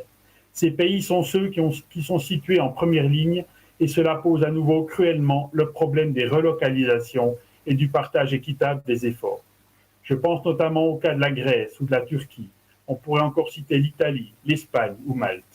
Maintenant que le virus a pris pied dans les camps de réfugiés, ces pays ont besoin impérativement que leur soit témoigné encore davantage de solidarité. Il est en effet essentiel que l'ensemble des pays membres de notre communauté internationale acceptent enfin de prendre leurs responsabilités et de ne pas faire peser toute la charge sur certains pays que la géographie a placés en première ligne sur la route des migrations. Un autre point très important concerne les risques augmentés auxquels ont été confrontés les enfants migrants, surtout non accompagnés. Selon les statistiques dévoilées par l'EKK Grèce et reprises par le HCR, en juillet, sur près de 4600 enfants non accompagnés en Grèce, seulement 1 sur 4 avait une place dans un refuge approprié. Début octobre, nous avons appris le projet d'ouverture de 3 nouveaux abris pour les enfants non accompagnés à Athènes. Et depuis les tragiques incendies de Moria sur l'île de Lesbos, 724 enfants non accompagnés ont été transférés des îles vers le continent en vue de leur relocalisation vers d'autres États européens. Des initiatives essentielles à saluer. Un autre point que j'aimerais aborder est celui des pays d'origine, des pays en développement d'où viennent la plupart des migrants. Au début, on a insisté sur le fait que ces pays étaient moins touchés pour plusieurs raisons. Tout d'abord, leur population est particulièrement jeune et l'âge est considéré comme un facteur essentiel dans la susceptibilité de développer des complications en rapport avec le Covid-19. Ensuite, on espérait que le climat chaud représentait un autre paramètre favorable qui rendait le virus moins pernicieux. On en doute fortement aujourd'hui car il a continué de sévir dans nos pays même en été. Enfin, il faut prendre en compte toute la problématique de la capacité de comptabilisation administrative des cas, certains pays n'ayant pas des structures administratives adéquates. Donc on manque de données suffisantes. Mais ce qui est certain, c'est que la plupart de ces pays manquent cruellement des moyens sanitaires et hospitaliers susceptibles de faire face à ce type de menaces, et surtout que la crise mondiale engendrée par cette pandémie va se généraliser et aura inéluctablement des répercussions potentiellement dramatiques dans ces pays également. À cela va s'ajouter la diminution des envois de fonds des diasporas installés dans les pays dits développés, une manne essentielle pour certains pays pour simplement permettre aux personnes de survivre. D'après nos informations, la famine touche comme toujours de très nombreux pays. Pour toutes les raisons déjà mentionnées, on assiste à une dégradation de la situation des conditions de vie dans les pays d'origine des migrants, avec bien entendu un cercle vicieux qui s'emballe. Plus il y aura de gens mourant de faim, de difficultés et d'insécurité, plus il y aura de migration, plus il y aura de drames. Ces pays ont un besoin crucial d'un maintien d'une aide financière, d'une coopération des pays développés à leur égard. Cela pourrait passer par l'allègement de leurs dettes, par exemple. C'est fondamental, car autrement on risque d'avoir une dégradation de la situation. Tout cela en tenant compte également de l'évolution des problèmes climatiques qui d'office vont également aggraver les choses à court et moyen terme. Il y a tout de même de bonnes nouvelles dans toute cette histoire, car de bonnes pratiques et un engagement à la hauteur des défis ont été constatés dans de très nombreux pays. Souvent, par exemple, il a été renoncé à l'usage de la détention administrative pour les migrants, car on s'est rendu compte que maintenir dans la promiscuité des personnes qui ne sont pas des criminels puisqu'ils sont juste là dans l'attente d'une détention administrative, c'était leur faire courir un risque supplémentaire de contracter la maladie. L'Espagne, le Portugal ou la Grande-Bretagne se sont distingués dans ce domaine. On doit également souligner que dans nombre de pays, les collectivités locales ont apporté un soutien sanitaire essentiel et très apprécié à l'égard des migrants. Il y a également eu un engagement sans faille de nombreuses ONG, membres de la société civile. Après une accalmie temporaire, on est en ce moment dans la crainte de l'installation progressive de la très crainte deuxième vague. C'est très important pour tous nos États de prendre en compte les résultats des derniers mois de la crise afin d'en tirer les conclusions pour être prêts à prendre les mesures adéquates pour protéger leur population, mais sans oublier les migrants, les réfugiés et les demandeurs d'asile. Pour conclure, je voudrais simplement ajouter qu'en cette période, il nous est constamment rappelé de porter un masque, de garder nos distances et de nous laver les mains. En tant que médecin, je ne peux être que d'accord. Cependant, concernant les migrants, les réfugiés et les demandeurs d'asile, je vous demande de ne pas vous laver les mains de leur situation, de ne pas garder vos distances quand il s'agit de leur apporter de l'aide et de ne pas oublier les États aux frontières sud de l'Europe qui sont sous pression pendant cette période de crise. Nous devons faire preuve de solidarité avec toutes celles et tous ceux qui sont touchés par cette pandémie, sans exception, et particulièrement envers les plus vulnérables, à savoir les migrants, réfugiés et demandeurs d'asile, ainsi que leur pays d'origine. Pour terminer, un grand merci au secrétariat de la Commission des migrations pour l'appui essentiel qu'ils m'ont apporté, ainsi que pour les autres membres de la Commission pour leur contribution. Je vous remercie pour votre attention.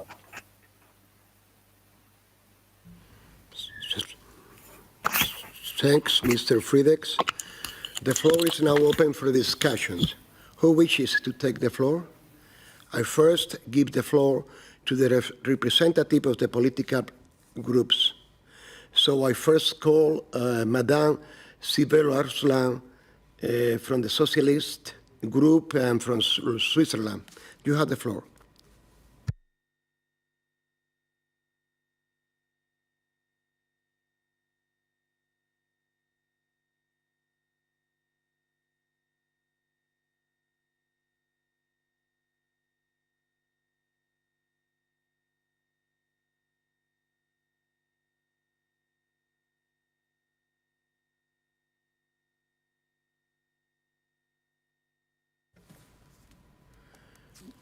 Madame Sibel Arslan, can you hear us? You have the floor.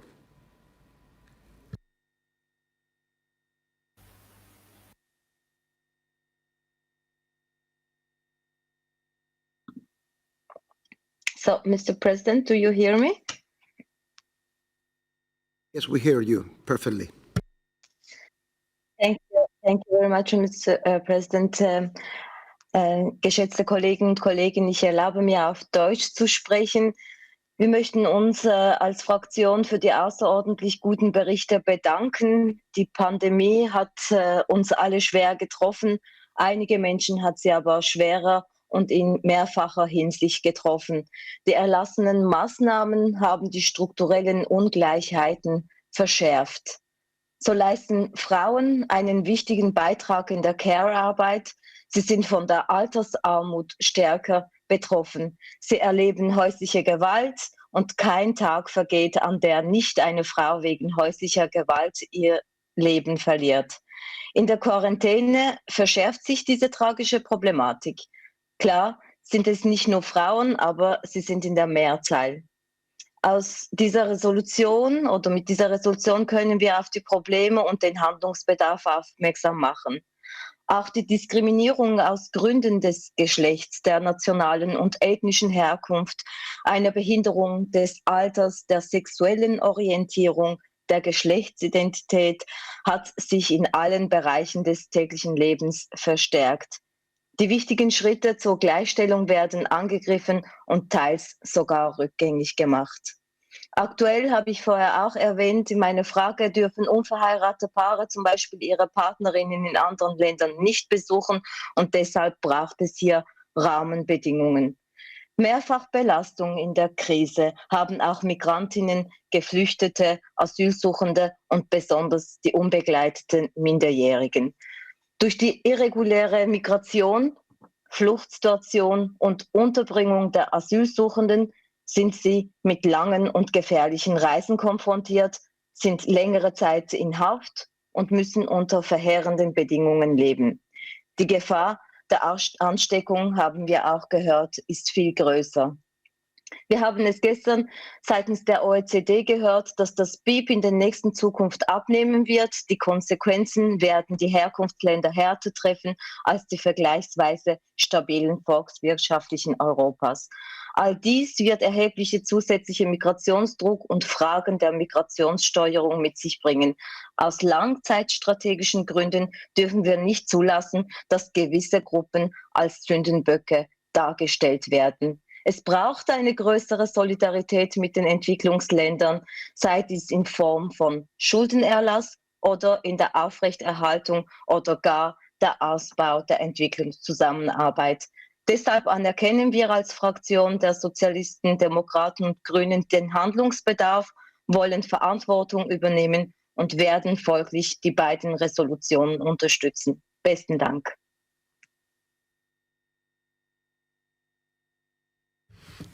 Thank you, Madame Sibel.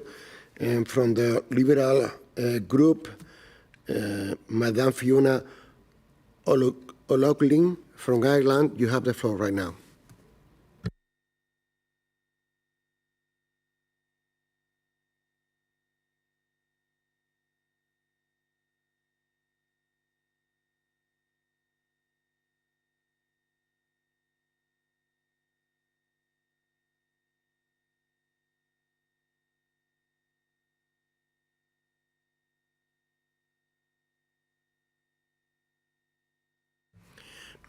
Madame Laughlin from Ireland.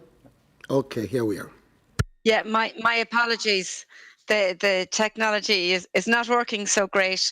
Good afternoon, everybody. I'm a new member of the council, so it's a great privilege to be among your esteemed company and to have the opportunity to say a few words on the two reports.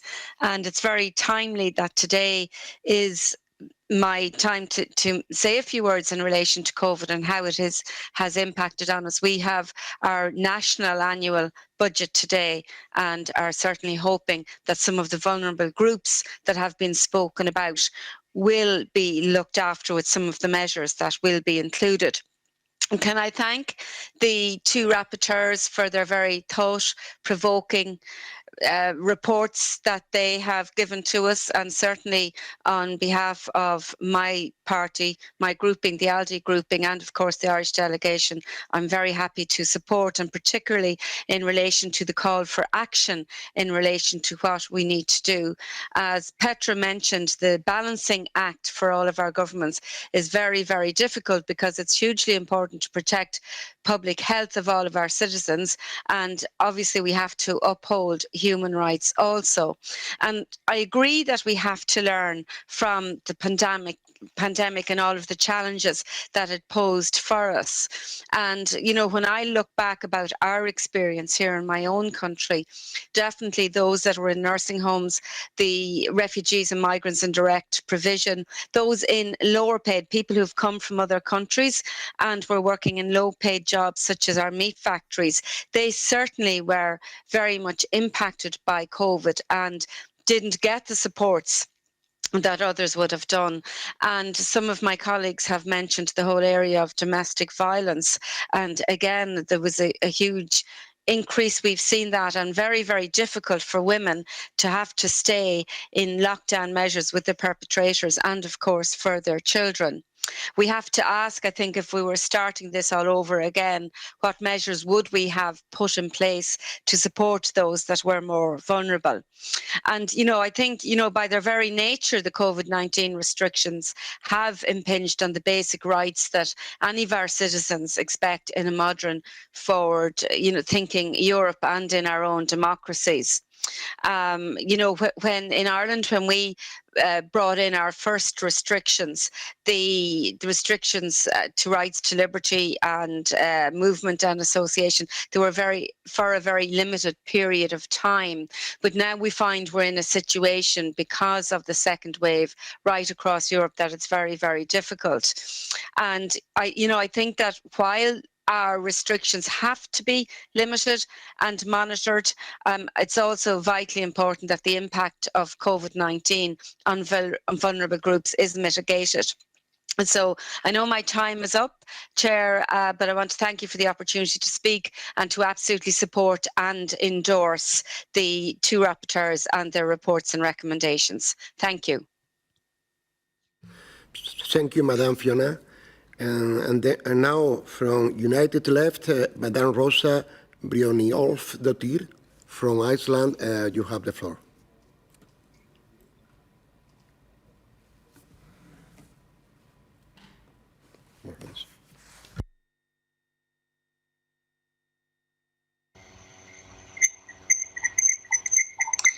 Dear colleagues, I want to thank the rapporteurs for their excellent reports, and I agree with the Commissioner for Human Rights. These reports are timely and extremely necessary. As stated in Ms. Stiernen's report, the crisis has cast a harsh spotlight on structural inequalities already present in our societies. We already know that the groups most affected from the COVID-19 are marginalized groups, as those that the two reports are covering. And as mentioned in Ms. Stiernen's report, lockdown measures increase the risk of gender-based and domestic violence and discrimination on grounds of gender, national or ethnic origin, disability, age, sexual orientation, etc. has been amplified, and progress towards equality has been set back. Manifestation of racism and prejudice have also increased. And I fully agree with the rapporteur on the effect of gender on gender equality and non-discrimination. The discriminatory effects of the pandemic will not disappear overnight. If we do not respond to the lessons we have learned, these effects will persist, and those most harmed will be hardest hit by the next one. Therefore, I, on behalf of my political group, support the recommendation in both reports that urges Member States to strengthen measures to address existing structural inequalities and to mainstream equality issues into the response work to the COVID-19. And I agree with Ms. Steenan that we must act now to transform our societies and overcome the inequalities that are so deeply rooted in them. The same goes with Mr. Fide's report that so rightly states that vulnerable groups, such as migrant, refugees and asylum seekers, are often the first to suffer and are doubly affected in situations of crisis. Migrants, refugees and asylum seekers have also faced many additional problems during this pandemic, closing of borders, longer and more perilous journeys at a time when search and rescue at sea has been curtailed. The increased risk of pushback and disembarkation has become a bone of political contention. Irregular migrants and asylum seekers have also had to face prolonged periods of detention in cramped conditions. Dear colleagues, in times of crisis, basic human rights of refugees and asylum seekers that are already regularly violated are also further jeopardized, either through simple neglect or through the settings of priorities by hard-stretched authorities. Already substandard living conditions will become worse as movement is restricted. And the most vulnerable among those people in vulnerable situations are children, women, and the physically and mentally ill. And migrant children are in more vulnerable situation than ever during the COVID-19 pandemic. And we see in Mr. Fide's report that the Venice Committee urged state parties to ensure that all children must be confined in safe environments. And the report urges member states to especially ensure the safety of separated and unaccompanied children. The pandemic has shown that in times of crisis and catastrophe, migrants and especially migrant women and children must benefit from the same protection as national. And this is not just in the interest of migrants, but in the interest of us all. We must all agree that solidarity among countries is essential in dealing with the pandemic, especially when it comes to safeguarding the human rights of the most vulnerable groups of our societies. Thank you. Thank you, Madam Rosa. And from European Conservative Group, I give the floor to Sir Roger Gale from the United Kingdom.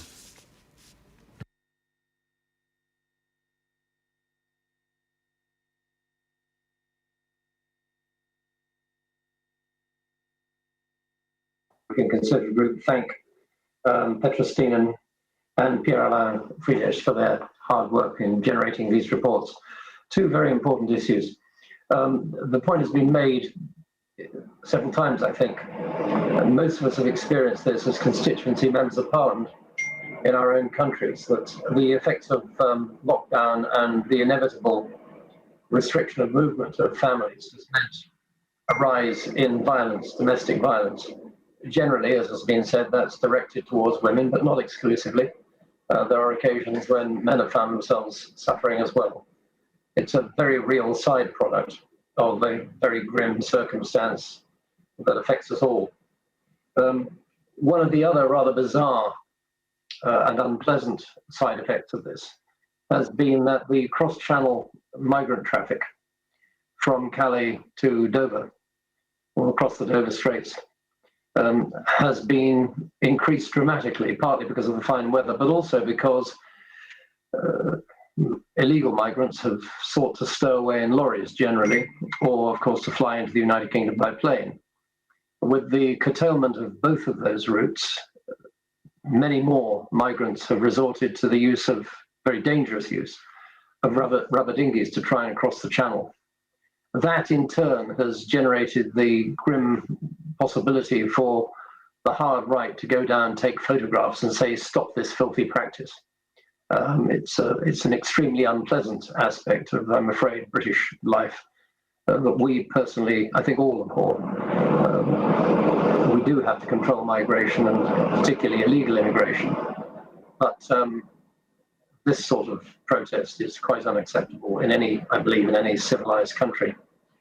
The other thing that we've had difficulty with, and we're experiencing it now in the United Kingdom, is the need to extend controls. And the government, and I suspect any government, is having a hard time in balancing both the need to protect public health and the need to protect the economy and jobs. And there's a trade-off, obviously, between how far you restrict people's ability to do anything at all and how hard you hit your economy domestically and internationally, and how much that effect will have on jobs. And we're in the process of seeing unemployment rise quite dramatically in the United Kingdom. The real danger in the context of these two reports, of course, is the restriction of individual liberty. And we all know that one man's liberty or one woman's liberty is another man or woman's restriction. And there is this very difficult trade-off. And all I can say in concluding, because my time is running out, is that I'm heartily glad that I'm not sitting in number 10 Downing Street. And I suspect we all have at least some sympathy with the leaders of our political parties who are having to run our countries. It is a very difficult time indeed. Thank you. Thank you, Sir Roger. To all my colleagues who wish to participate in debate, please ask for the floor. Our next speaker is Mrs. Selik from Turkey. You have the floor.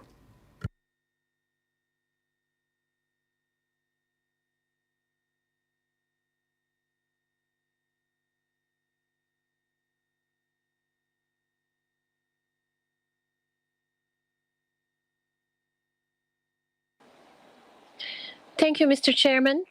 Since the outbreak of the pandemic, one of the most vulnerable groups have been migrants and refugees around the world. I congratulate the rapporteur, Mr. Frides, for putting forward in the report timely and necessary policy recommendations for increasing the protection of this vulnerable group during the pandemic. I would like to raise some issues that I believe require special consideration in this context. First of all, we have seen that some of the pre-existing trends in the world, like right-wing populism, gained a new momentum during the pandemic. As stated by Human Rights Watch, right-wing groups started to raise their anti-immigration, white supremacist, ultra-nationalist, anti-Semitic and Islamophobic discourse in relation to COVID-19. In many countries, refugees were demonized and xenophobic conspiracy theories about foreigners were manufactured by these groups. As a result, the number of hate crimes against vulnerable groups increased dramatically across the world. The member states need to pay special attention to the misinformation campaigns of right-wing groups, which claim that the virus was spread through immigrants and refugees, advocate permanently shutting down the borders and restricting immigration processes, and endorse the idea of governments discriminating against non-citizens in providing services. A worldwide information and education campaign is necessary to counter disinformation in this respect. The member states should take special precautions and implement necessary legal frameworks to stop the spread of hateful rhetoric, which otherwise will continue to increase the number of hate crimes towards vulnerable groups. Secondly, it is of utmost importance to take all necessary measures for protecting the migrants and refugees from the virus and providing the required medical assistance during the pandemic. An outbreak in camps and other refugee-populated areas may ignite new waves of refugee flow, which would put the lives of these communities in further danger. A special working group may be formed by the relevant committees of this Assembly in order to monitor more closely the measures taken in camps and refugee-populated areas during the pandemic and the degree of access to medical assistance, and put forward necessary recommendations to the relevant member states in this respect. Finally, we are all aware of the difficult situation of Syrian migrants, refugees, and internally displaced people. Around 4 million refugees in Turkey has continued to have the same rights in accessing healthcare as citizens during the pandemic as well. Turkey has also been providing medical assistance to the internationally displaced people and hospitals and medical centers in Idlib and Aleppo regions in Syria. In case of a major outbreak, it will become more and more challenging to manage the situation. The international community and the member states must recognize that migration is a global phenomenon requiring global solidarity and step up efforts to support refugees and migrants in frontline countries and internally displaced people in conflict zones in order to prevent further humanitarian tragedy. Thank you. Thank you, Mrs. Selig. And I give now the floor to Mr. Gallo from Sweden.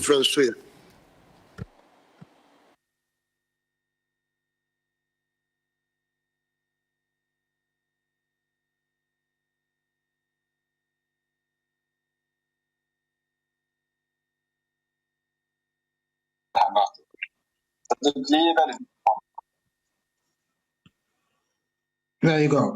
Thank you very much. Please let me start by congratulating the two rapporteurs for very important and highly relevant work and reports.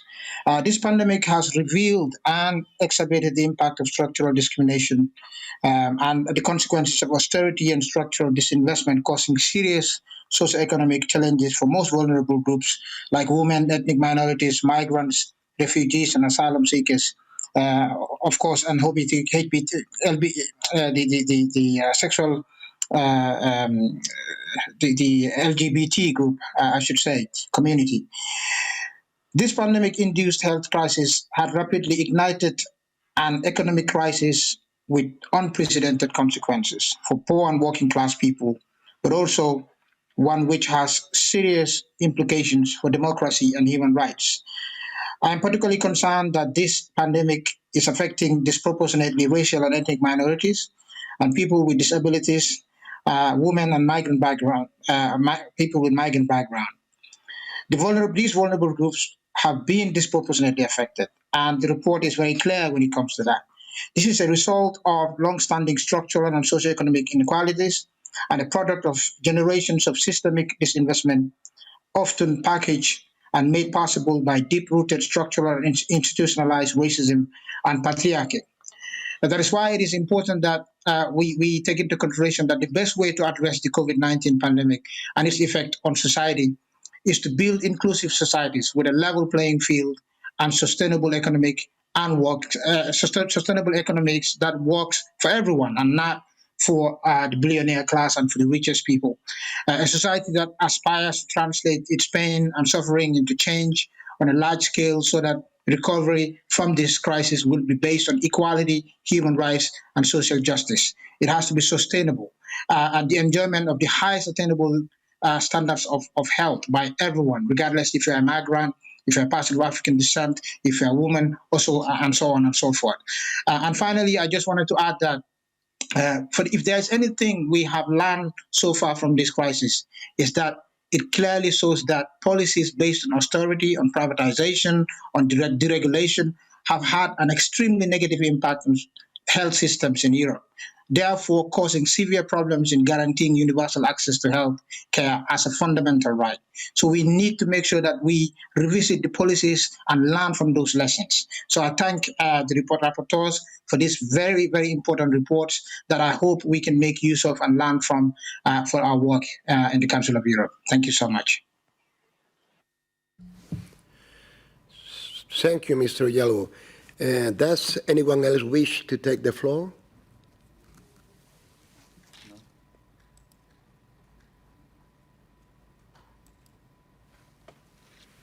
Then the speaker list is closed, and I call Mrs. Tennant to respond.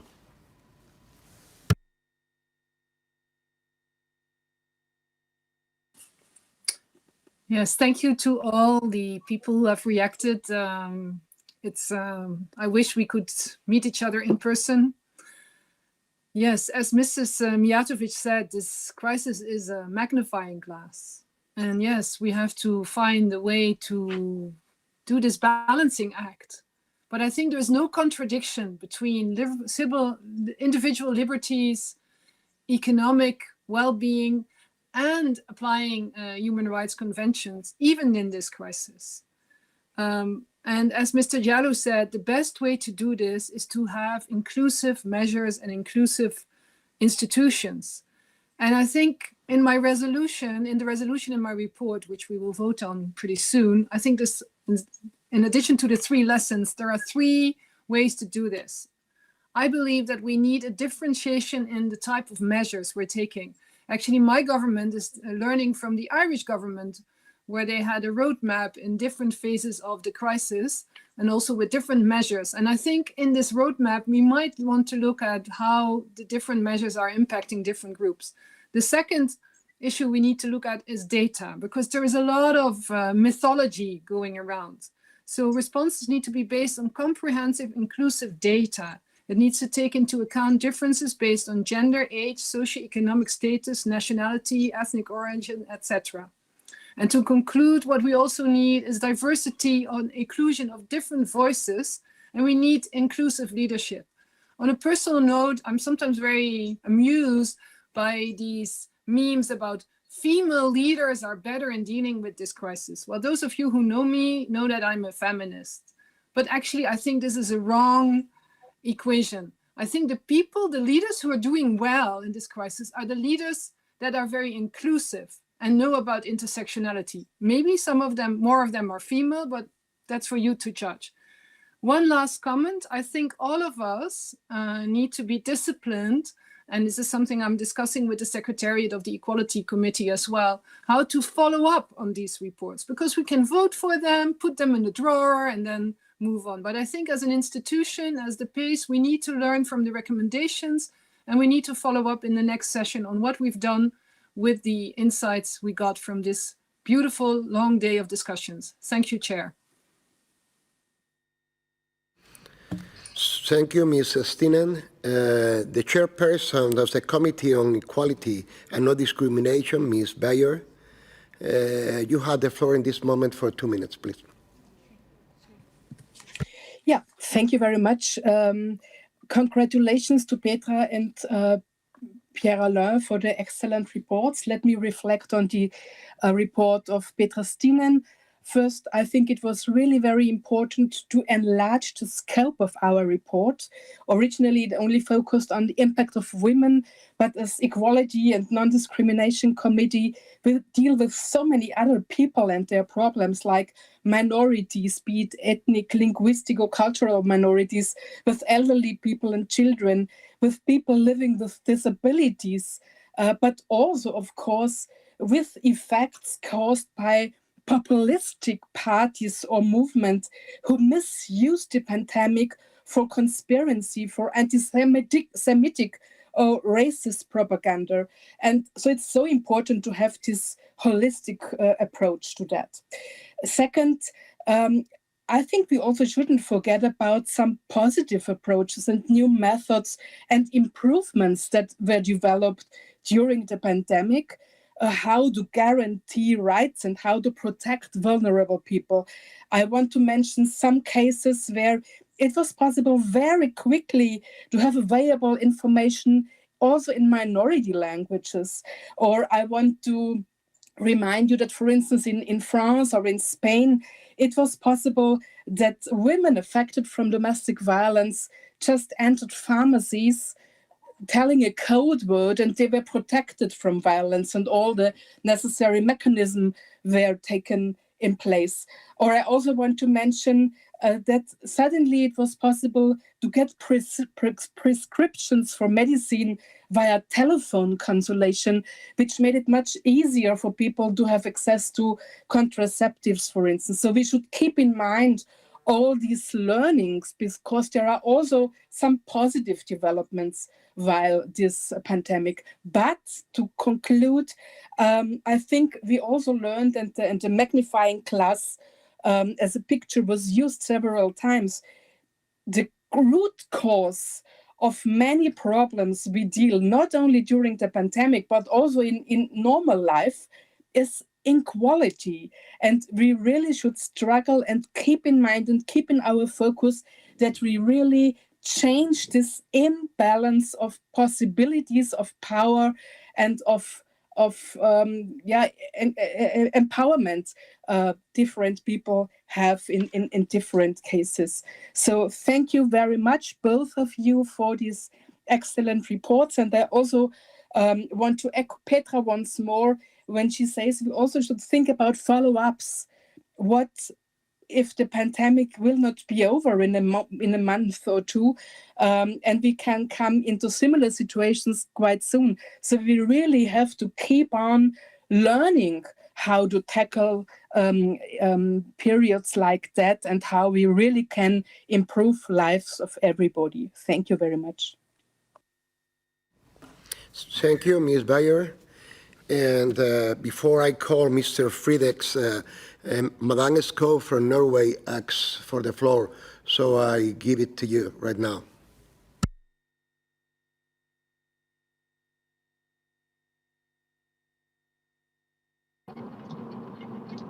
Hello, I do think it's a misunderstanding, but I'm following you from the car, so I'm quite satisfied. Thank you.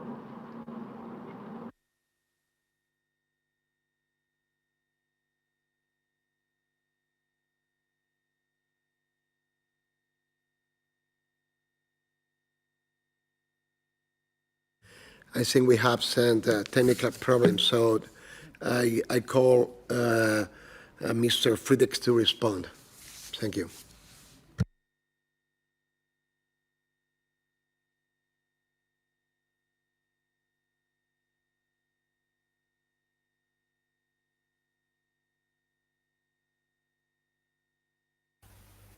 Voilà, chers collègues, merci pour les diverses réactions qui, effectivement, prennent vraiment en compte l'importance de cette situation.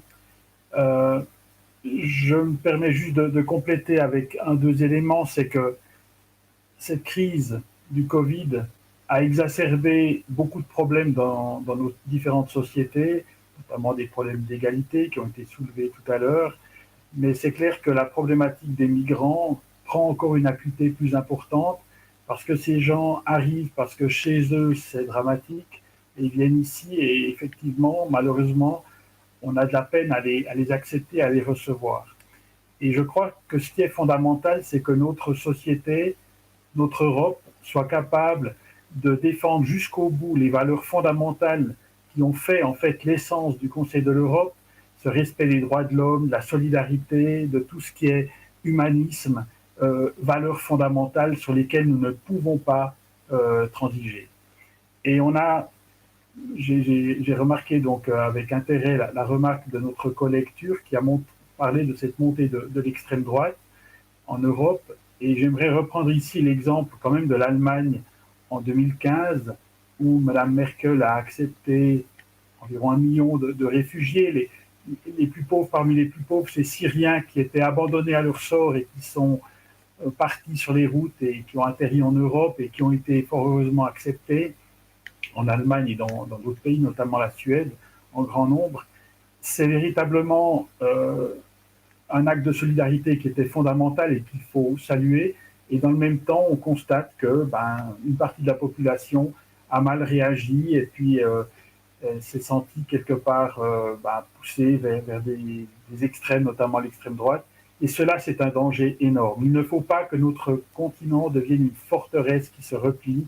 Nous devons garder haut et fort les valeurs, les couleurs, l'essence de l'esprit du Conseil de l'Europe, des valeurs essentielles qui font en fait toute la valeur de notre civilisation. Et vraiment, ce problème des migrations nous pousse à nous poser les bonnes questions et à faire en sorte que nous soyons vraiment prêts pour assumer notre responsabilité face au monde qui nous entoure. Parce que nous sommes, c'est vrai, des privilégiés, et c'est vrai que parmi nos populations, il y a aussi des gens en difficulté.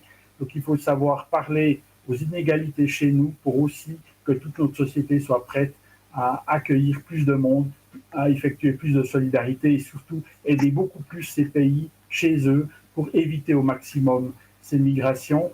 Et en fait, j'ai abordé dans le débat la question du climat.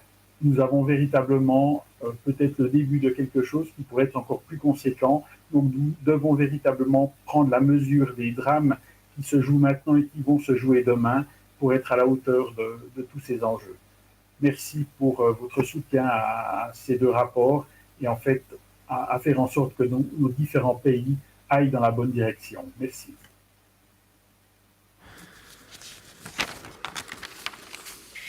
Thank you, Mr. Friedrichs.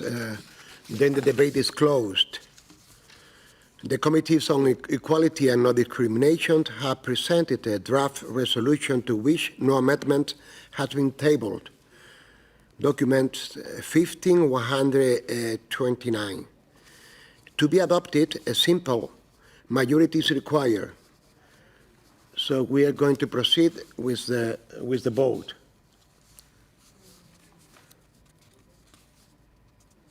The vote is open now.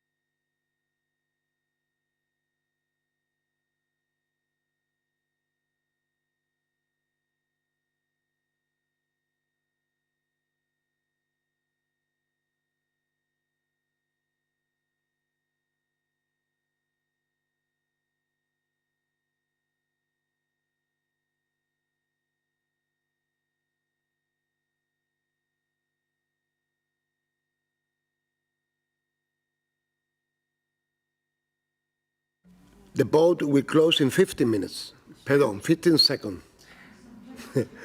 Too long.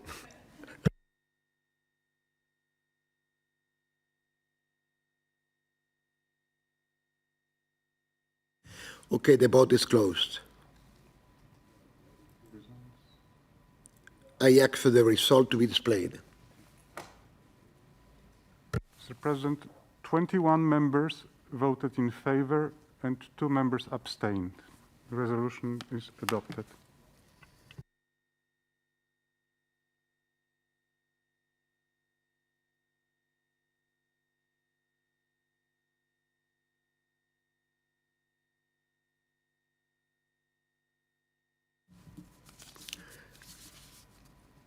Okay, as I said, the draft resolution is adopted, and I congratulate the reporter and all the members that participate in this report. And now the Committees on Migration, Refugees and Displaced Persons has presented a draft resolution to which no amendment has been tabled, document 15142, and to be adopted, a simple majority is required. So in this moment, the vote is open.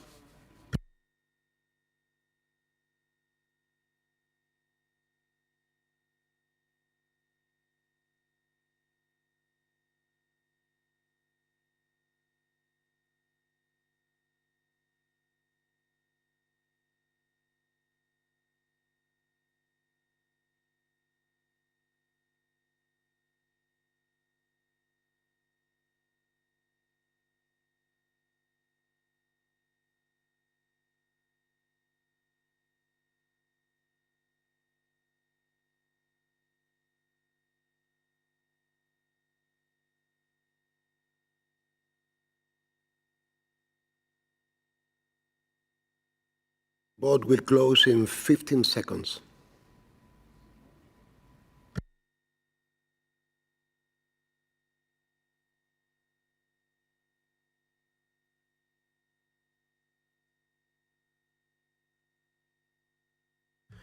Okay, the vote is closed, and I ask for the result to be displayed.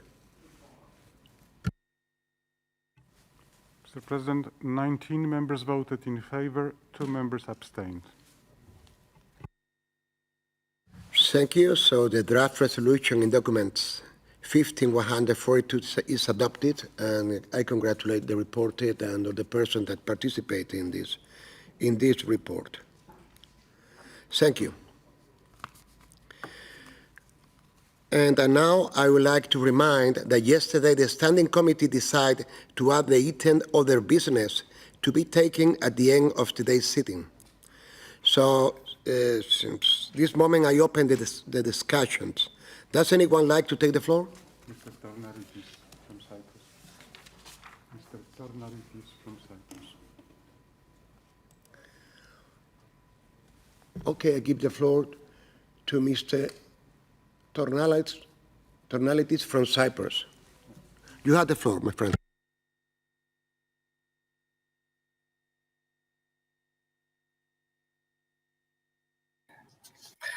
Thank you very much, Mr. Chairman. Dear colleagues, as we agreed yesterday night, I would like to make a short statement regarding the recent developments in Famagusta. Further to the letter I sent to the chairpersons of national delegations on 16th of September 2020 and the relevant video I sent last week regarding the situation in Famagusta, I should like to seize this opportunity to transmit to you the very recent developments in Cyprus, which are a great cause for concern. In blatant violation of United Nations Security Council resolutions 5050 of 1984 and 789 of 1992, and despite warnings of the international community, Turkey proceeded unilaterally on 18th of October 2020 on 8th of October 2020 to the opening up of the coastal fronts of the fenced-off city of Famagusta, thus violating the status quo and creating new fait accompli on the grounds. It has also threatened to open up the other areas of the city, further exacerbating tensions that are already high as a result of Turkey's repeated intrusions and illegal drilling operations in Cyprus' exclusive economic zone.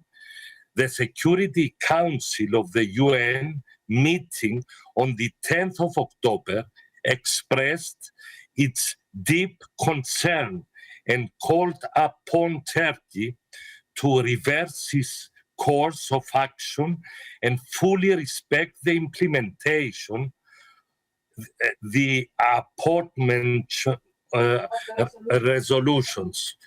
This move has caused a lot of bitter feelings among the population, especially among those people who support an overall settlement that will end the division of my country. Turkey is behaving as a bully in Cyprus and is undermining the resumption of negotiations and the prospects of peace. Such behavior can no longer be tolerated. I call upon to urge your governments to condemn these actions. You should conclude, please. And exert pressure on Turkey to refrain from such hostile acts and withdraw from Cyprus altogether. Thank you very much. Thank you. And now Mr. Gilithis asks for the floor from Turkey, and I give you the floor right now.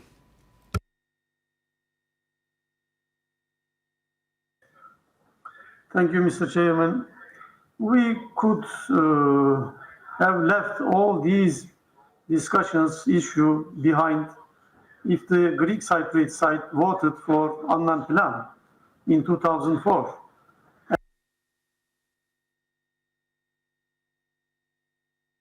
2017 at the last minute. Mr. Chairman, dear colleagues, today the fenced city of Maraş is within the Turkish Cypriot territory. It is not a green zone. The Turkish Cypriot government exercised full control and jurisdiction on this. The recent announcement regarding the fenced city of Maraş is limited to the opening of beach to public and streets providing access to it. As mentioned by the Greek Cypriot colleague, it is just coastal area. Access to any property will not be allowed. No property rights will be damaged. All necessary precautions will be taken. Within the scope of confidence building measures over the years, all the initiatives of the Turkish side with a view to opening of Maraş has failed. Unfortunately, today, there is no common vision between the two sides on the island. The status quo now is neither sustainable nor beneficial. Claiming that people who swim in the beach will pose a threat to the security is baseless. Mr. Chairman, dear colleagues, Turkish Cypriot people live under severe isolation over decades, restrictions financially, travel-wise, due to the intransigence of the Greek Cypriot side on the negotiations. They are the victims, and now we are talking about opening up the beach to the swimmers. I think this should not have been on the agenda of this August body. Instead, we should focus on the real issues.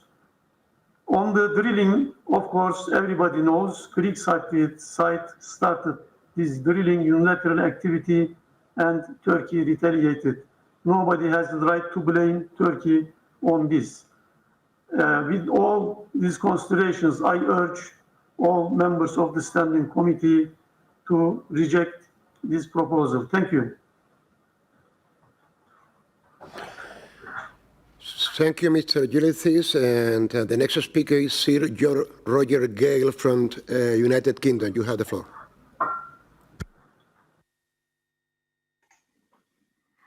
Thank you very much, Mr. President. The armed occupation of territory of one member state by another member state, whether that is Russia in Crimea or Turkey in Cyprus, is wholly unacceptable. And in the case of Cyprus, that occupation has continued for far, far too long, to the shame of the guarantor powers, and the United Kingdom is one of them, and also to the shame of the Council of Europe.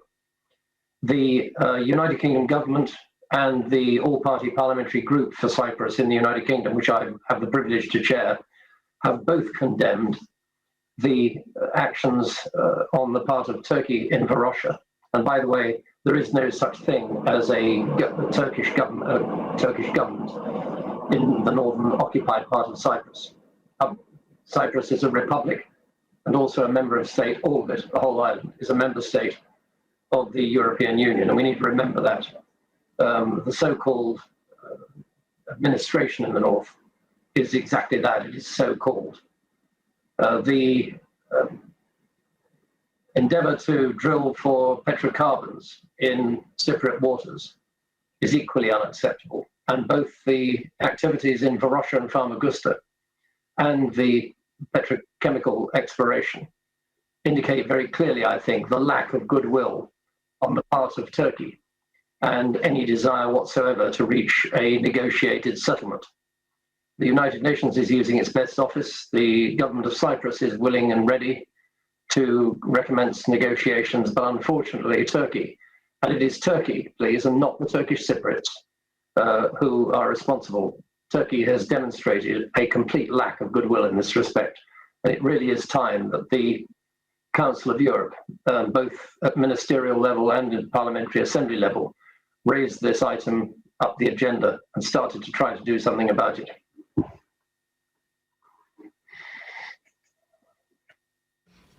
Thank you, Sir Roger. And this concludes the list of speakers. I would like to thank all the participants, interpreters, and all the staff of the Assembly. The Standing Committee will hold its next public sitting on Thursday, 22 October, as from 9:30 a.m. Until then, please take care and be happy. The sitting is closed.